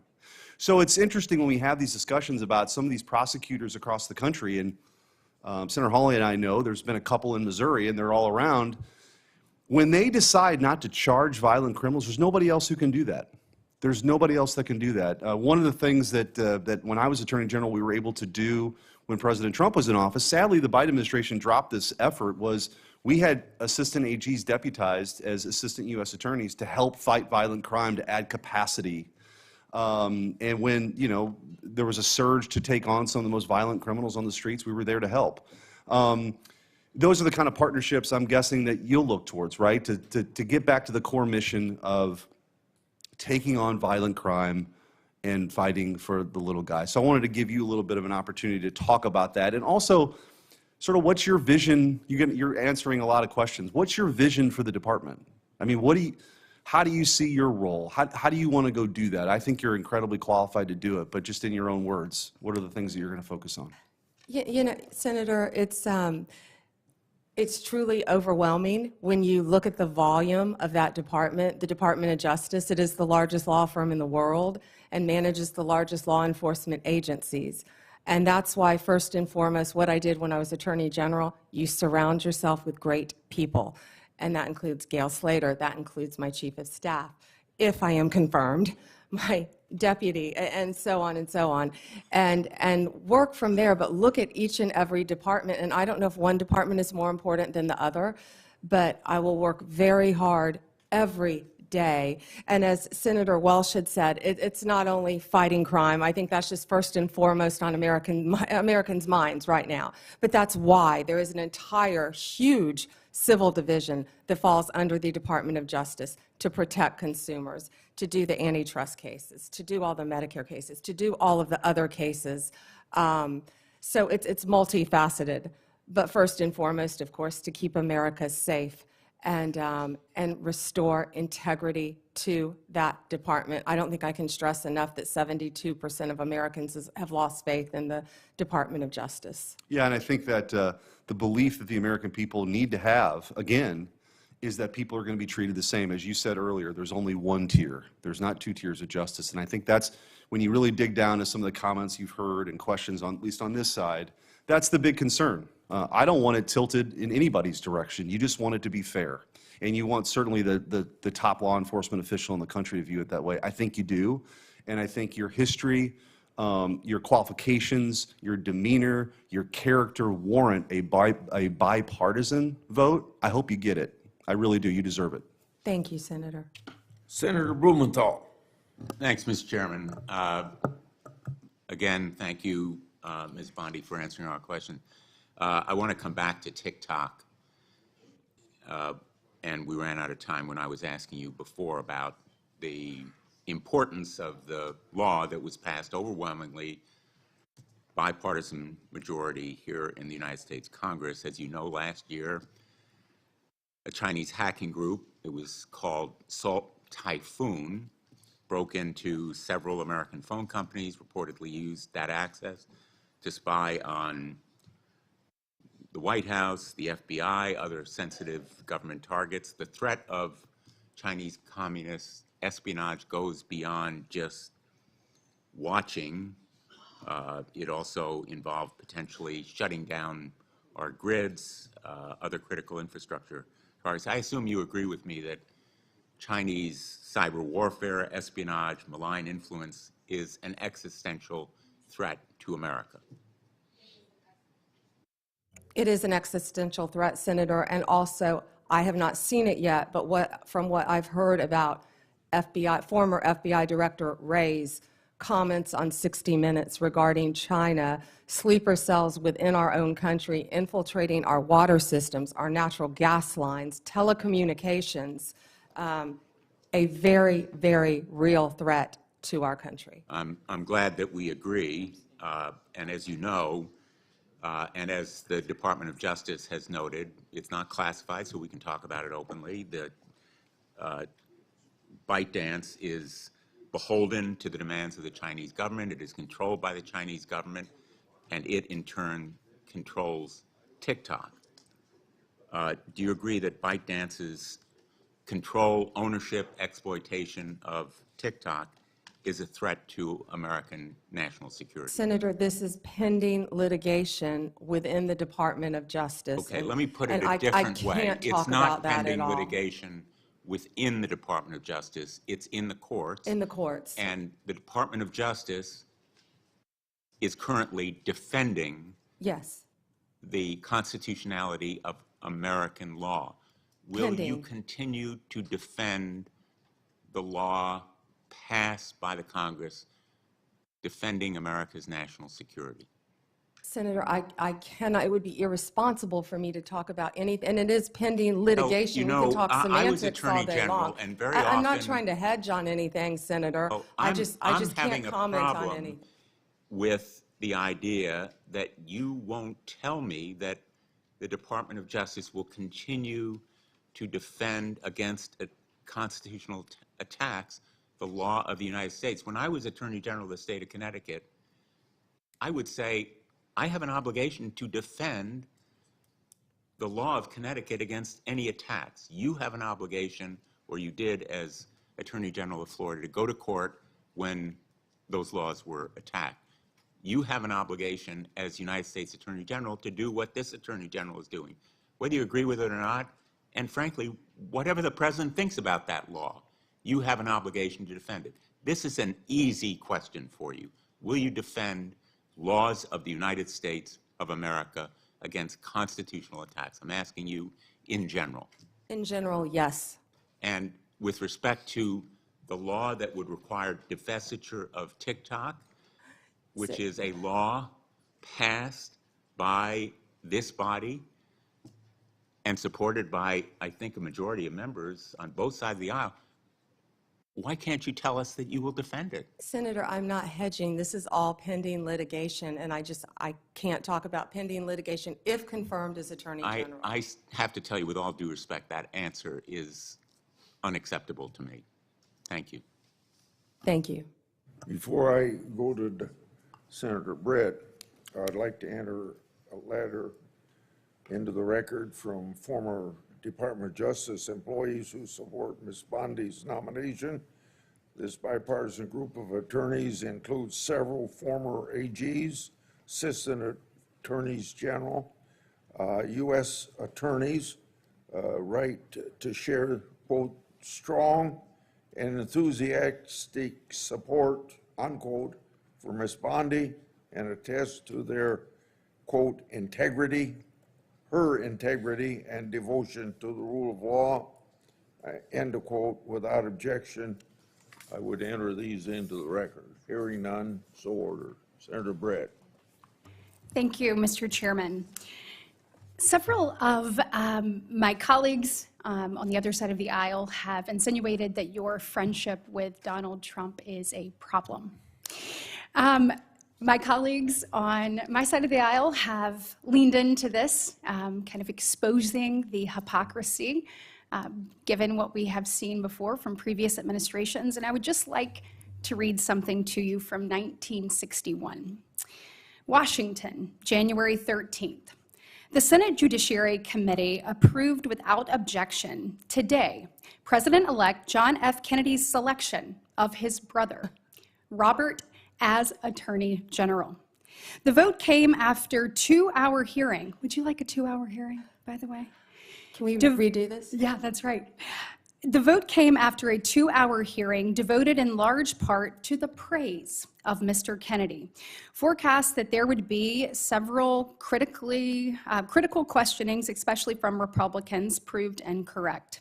All 14 committee members present voted to approve the nomination when it was formally made. The New York Times. As it said, blood is thicker than water, meaning family bonds are stronger than any other relationship. I just think that that needs to be before the American people once again, and I appreciate you continuing to reiterate that you will serve the people of this great country and that you will follow the law. Thank you, Senator. I'd like to move to something that has become another theme of this hearing, and that is Senator Grassley's letters. So I myself sent a letter to our current Attorney General and unfortunately received the very same treatment. So in front of this committee, Merrick Garland, Attorney General Garland, had made a testimony that we found evidence to possibly contradict what he had said. On March 23rd, he came in front of the Appropriations Committee, where I was a member, and I presented him with evidence that the DOJ had actively discouraged the enforcement of 18 United States Code Section 1507 at the homes of Supreme Court justices in the wake of the leak of the Dobbs decision. Evidence that appeared that he had clearly either misled or misinformed this committee. Evidence that showed that the department was putting politics above duty. Section 1507, as you well know, makes it illegal to picket or parade near a judge's residence and with the intent of influencing them in the discharge of their duty. It was openly and flagrantly violated on numerous occasions in the summer of 2022, yet never enforced by U.S. Marshals stationed at the home of the justices, in large part because of the evidence that we showed that they had been actively discouraged from making arrest. When we asked Attorney General Garland why no one had been prosecuted, he said because no one had been arrested. Really going back to the fact that the U.S. Marshals in these slides were actively discouraged from making them. On May 3rd, 2023, I led a group of senators, many on this committee, sending a letter to the Attorney General asking him for a response to 19 questions by the end of May. And to this day, I have yet to receive any actual response to any of my questions. To Senator Grassley's second point, if you do get a response, which mine came almost a year late, it was just words on paper. And so what I'd like to know from you is two things. One, if confirmed, will you do everything in your power to have yourself or one of your top officials respond in a timely manner to those of us on this committee? And second, since I am almost out of time, will you commit to working to help me get answers about why this happened in the Department of Justice so that we can ensure that it never happens again? Yes, Senator, and it sounds like we're going to have to open an entire unit to handle Senator Grassley's letters Good. to respond to them. That's what we all like to hear. Senator Booker. Thank you, and I'm grateful to Senator Britt for bringing that up. It's probably one of the most bipartisan commitments if we're going to fulfill our duties as of the Constitution to give oversight. It's really important that we get timely responses, and I'm grateful for that. I want to jump back right in where we were talking in last, is just about the crack and powder cocaine disparities that we discussed in my office. It's something that this committee in a bipartisan way have done a lot on.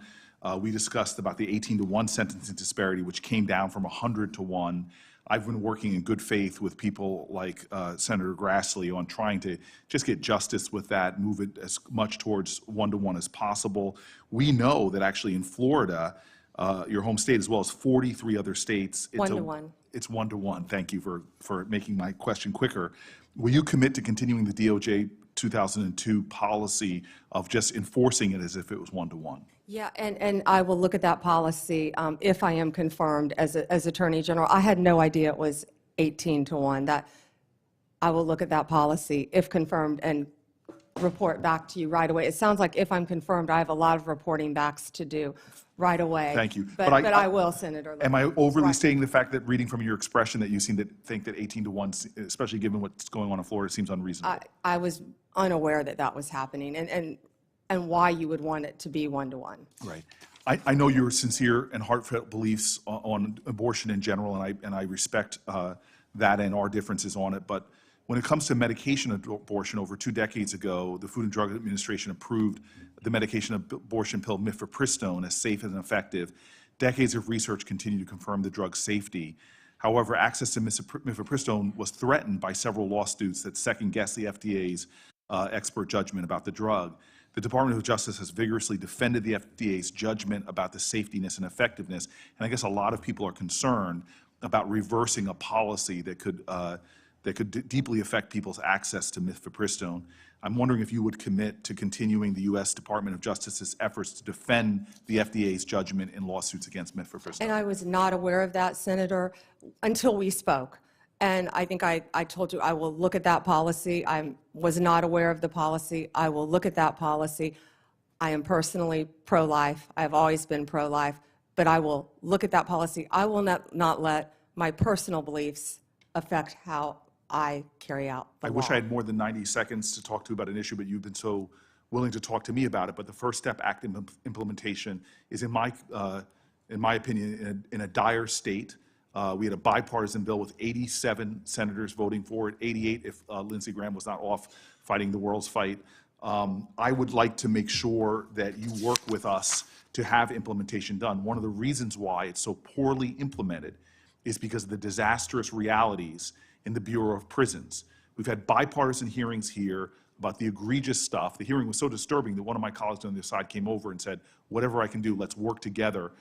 It is understaffed, and therefore a lot of the people that are supposed to be implementing the programs that would help for people to earn time credit to get out, the education programs that are proven to reduce recidivism, can't be done because the Bureau of Prisons is a disaster in terms of staffing and funding. People leave their federal correctional officers' jobs to go to state because they can make significantly more money. Is this a cause? Morale is horrible.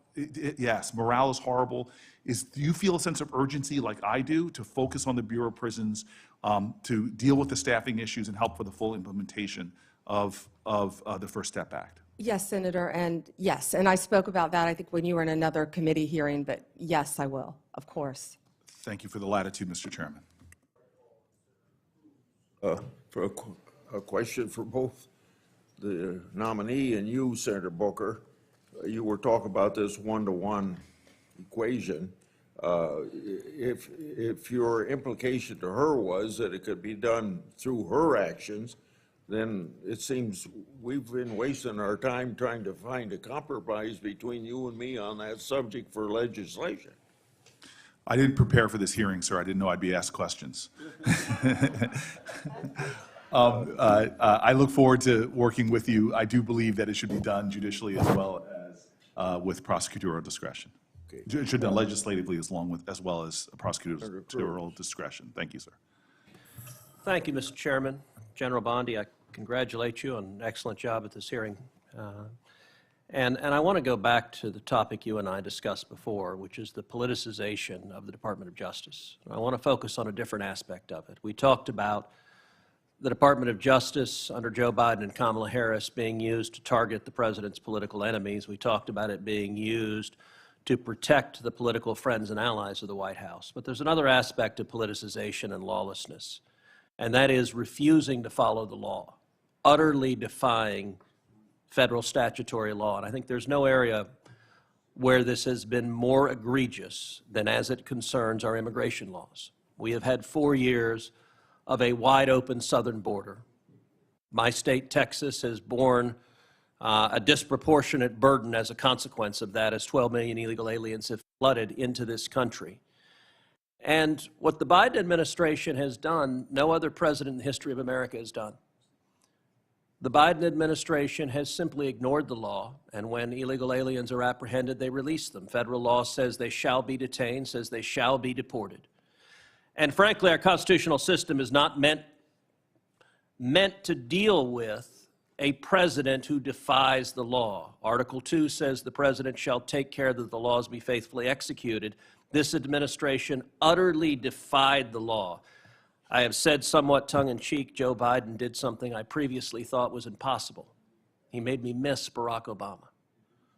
Because Barack Obama, for all my disagreements with him, when it came to illegal immigration, he by and large followed the law. Barack Obama deported millions of people. The left got mad at him and called him the deporter-in-chief. No administration has ever done what this administration has done, which has said, we are going to facilitate the invasion of this country. We're going to release 12 million people, and we are going to see Americans murdered, women raped, children abused and murdered. We're going to see drugs flood into this country, fentanyl flood into this country.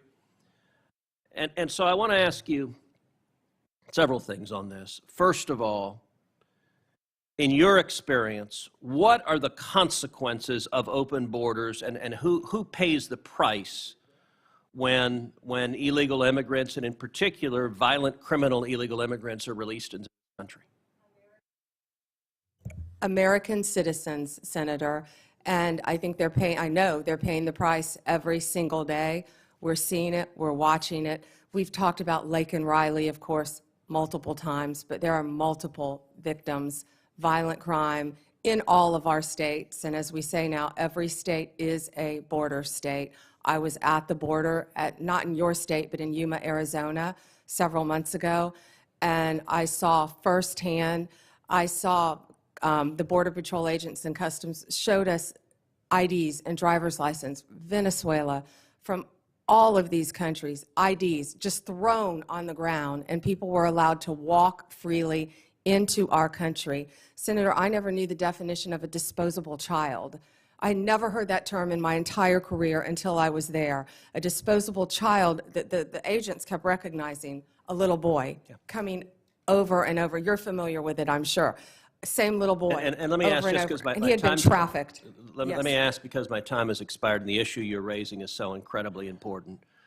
One statistic that every American should know is the number 300,000. There are over 300,000 children that this administration has lost. Little girls and little boys who came here unaccompanied were in this administration's custody. They handed them over to adults, many of them not blood relatives, and they don't know where they are. I've never seen a single Democrat in this committee ask one question about the 300,000 children. I want to ask you a commitment. Will you, as Attorney General, investigate and make every effort to find those children, and if they are subject to abuse, get them out of those abusive situations that the federal government has put them into? Yes, Senator. Thank you. Senator Padilla. Thank you, Mr. Chairman, and I'll just follow up Senator Cruz's final comment with suggesting that we include targeting those children who are victims of unscrupulous employers as well. And happy to follow up with articles and reports as you prepare for this position. Senator, I'm sorry, employers? Yes. Okay, I didn't understand that. Many employers across the country who are employing and exploiting Got it. dangerous conditions. Yes. These children that we're talking about. Ms. Bondi, we have even less time in this round than the first round. Oh, darn. And I don't have some yes or no questions, but a couple of important issues I do want to make sure to cover for the record. When you were a Florida Attorney General, you defended restrictive abortion laws, including mandatory waiting periods and parental consent requirements. If confirmed as Attorney General, would you advocate for similar restrictions at the federal level? I will follow the law of the United States of America. Okay, well, I'm asking this question because there's a difference between federal law and Florida law. There's a difference between the law and your personal views. So how And according would you to ensure, Dobbs, those are left to the states.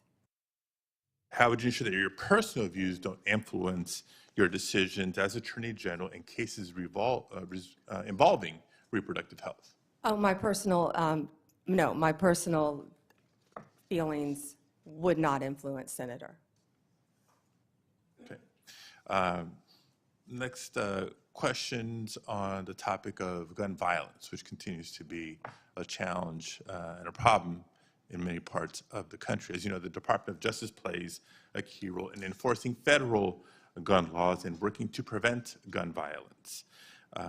In the wake of the Parkland shooting in 2018, you expressed support for certain gun control measures in Florida, including raising the minimum age for firearm purchases and implementing red flag laws, which I agree with, I support. They're proven to make a difference and to save lives. How would you use the position of Attorney General to advance these common sense gun safety policies on a national level? First, Senator, let me say I am pro-Second Amendment. I have always been pro-Second Amendment. I will follow the laws of my state of Florida and our country, of course, regarding any gun laws. I worked that shooting, meaning I was there when 17 family members were notified, I was there, that their children were murdered. Also, Pulse nightclub. I also went to Nevada to help with the MGM shooting. The Attorney General at the time asked me to come out there. I believe over 60 people were murdered there.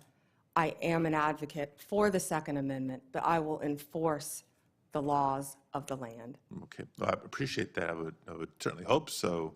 But any specific ideas that you have on advancing the common sense gun safety proposals that you support as you were Attorney General? I gave you two examples: raising the minimum age for firearm purchases or implementing red flag laws. There's, I think, a growing national consensus on universal background checks.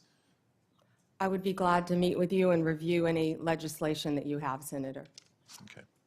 All right, I only have a few seconds left, but thank you for your testimony. I know we asked some tough questions in this hearing. That's what the confirmation hearing process is supposed to be about. I know how to count and I know how to read tea leaves. It seems to me you're a very, very, very, very likely to be confirmed, and certainly look forward to working with you in your office on the issues that I've raised today and more. And I certainly look forward to seeing you demonstrate the independence and respect for the rule of law that you have suggested to the committee today. Thank you. Thank you, Senator, and my prayers are with you in California again on the horrific fires and what you're doing. Thank you very much. Combat them. And thank you, Mr. Chairman, and I know you're so pleased that we're about to the end of the day. And we thank you so much for your time and your dedication and your desire to serve. And there are several things that we work together on here in this committee, and we will need your help. Online privacy, we have never addressed. Senator Blumenthal and I have worked on that. The Kids Online Safety Act, which we are looking forward to finishing here this under President Trump's leadership so that we can protect children in the virtual space. And another portion of the work that I put a good bit of time into is combating human trafficking. And I know you have such a background in that, and we are so appreciative that you bring that background to the AG's position, because this is an issue that has languished. Now, Senator Cruz mentioned the 300,000 children that are not accounted for nearly 2 years ago. I wrote the HHS secretary. It was at about 100, it was at 75,000 at that point, and the number has increased. And there are steps that could be taken that this administration, the Biden administration, has tossed to the side. We have legislation to address those, but General Bondi, this is something that you can begin to do on day one. This administration has stopped doing fingerprints. They have stopped doing DNA testing, and because of that, we know that about 40% of the kids that come to that border are being trafficked, and there is a way to put an end to this.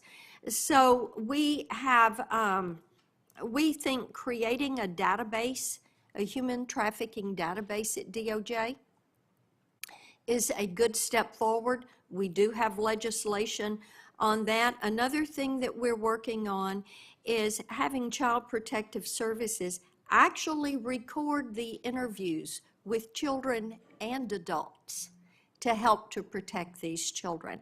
But I would really like to get your commitment on the record for your help and a statement about the work that you have done in human trafficking and your commitment to ending that in our country. Thank you, Senator, and I have not yet reviewed your legislation, but I would love to review that legislation. Yeah, I learned about the fingerprinting and the DNA when I was at the border a few months ago, and I really couldn't believe that. And while I was there, I went to a rape crisis center, and what I saw and learned at that border, there is nothing humane happening at that border. No. And so many women and children are being trafficked coming into this country. And when I was Attorney General for the state of Florida, I went to Mexico, and I went to a safe house, and I met victims of human trafficking, women and children. I held babies who had been trafficked. Mm-hmm. And what gets a young drug addicted, because they addict all these women to drugs when they're trafficked, young drug addicted mother to break free from her captor, they were sending her to New York. And when they were going to do that, what did? They were going to kill her baby. And that's what got her to break away and get to a safe house. So I am committed to fighting human trafficking alongside you, and I have not yet read your legislation. I appreciate that. We appreciate so much your commitment to that. There is nothing compassionate about what is going on at that southern border, and we will need your attention to fix those issues. Thank you. Thank you, Mr. Chairman. On behalf of the chair, Senator Schiff. Thank you, Mr. Chair. It's been suggested, Ms. Bondi, by a number of my colleagues that the concern Democrats have is that you are friends with the president. That's not our concern. It's not our concern that you're loyal to the former president. The president has a right to choose people who he believes will be loyal to him. Our concern comes when that loyalty to the president conflicts with your duty, conflicts with the Constitution, conflicts with your oath. And our questions have been designed to try to ascertain what you will do when that inevitable conflict arises. And you may say that you believe that conflict will never come, but every day, week, month, and year of the first Trump administration demonstrated that conflict will come. Jeff Sessions may not have believed it would come to him, it came to him. Bill Barr may not have believed it would come to him, it came to him. It came to everyone. It will come to you.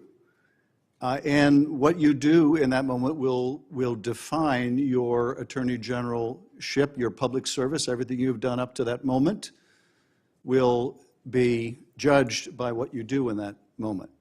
I would encourage you to talk to Secretary Mattis, someone who had broad respect and has broad respect of Americans in both sides of the aisle, who felt it incumbent on him to leave his post because he could not in good conscience continue to do as he was asked.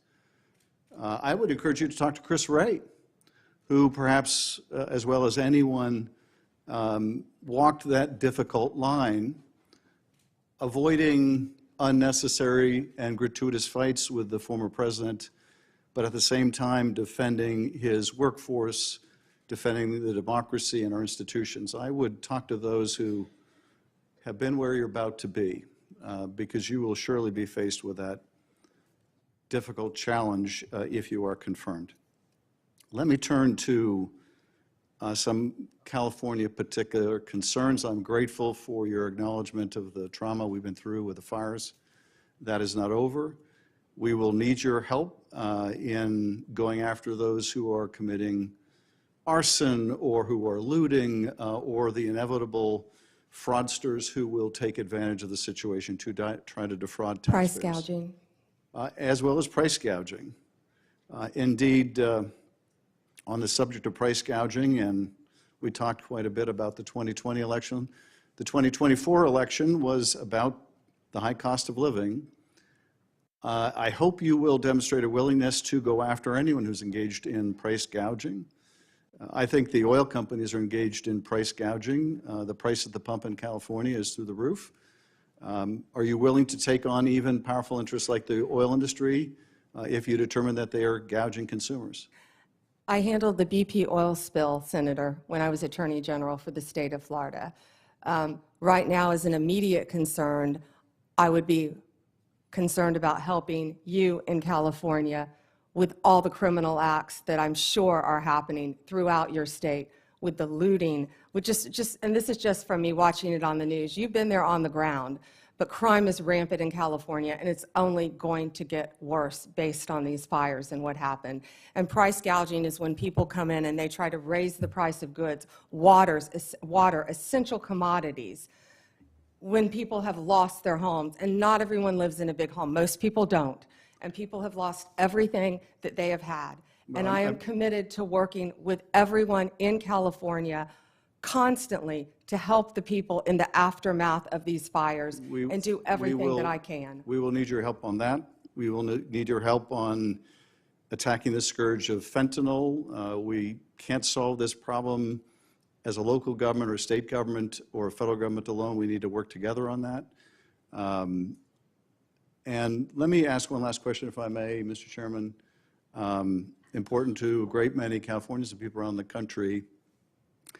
And that is, will you respect their marriage? Will you respect marriage equality? Will you defend marriage equality?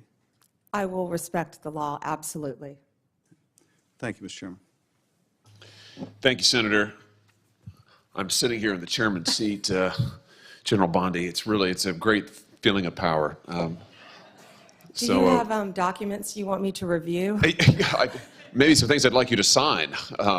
Let me just ask you here, and I think I may be your last interlocutor for the day, so congratulations. You've just done fantastic. Thank you for answering all of our questions. Let me just ask you about another of the abuses that this past administration perpetrated that is still in place, and I'm referring to the October 2021 memo from Attorney General Garland targeting parents at school board meetings. Do you remember this? Yes, Senator. What happened was, as I'm sure you recall, we now know the Biden administration, the White House, the Secretary of Education solicited a letter from the National School Board Association. They ginned it up.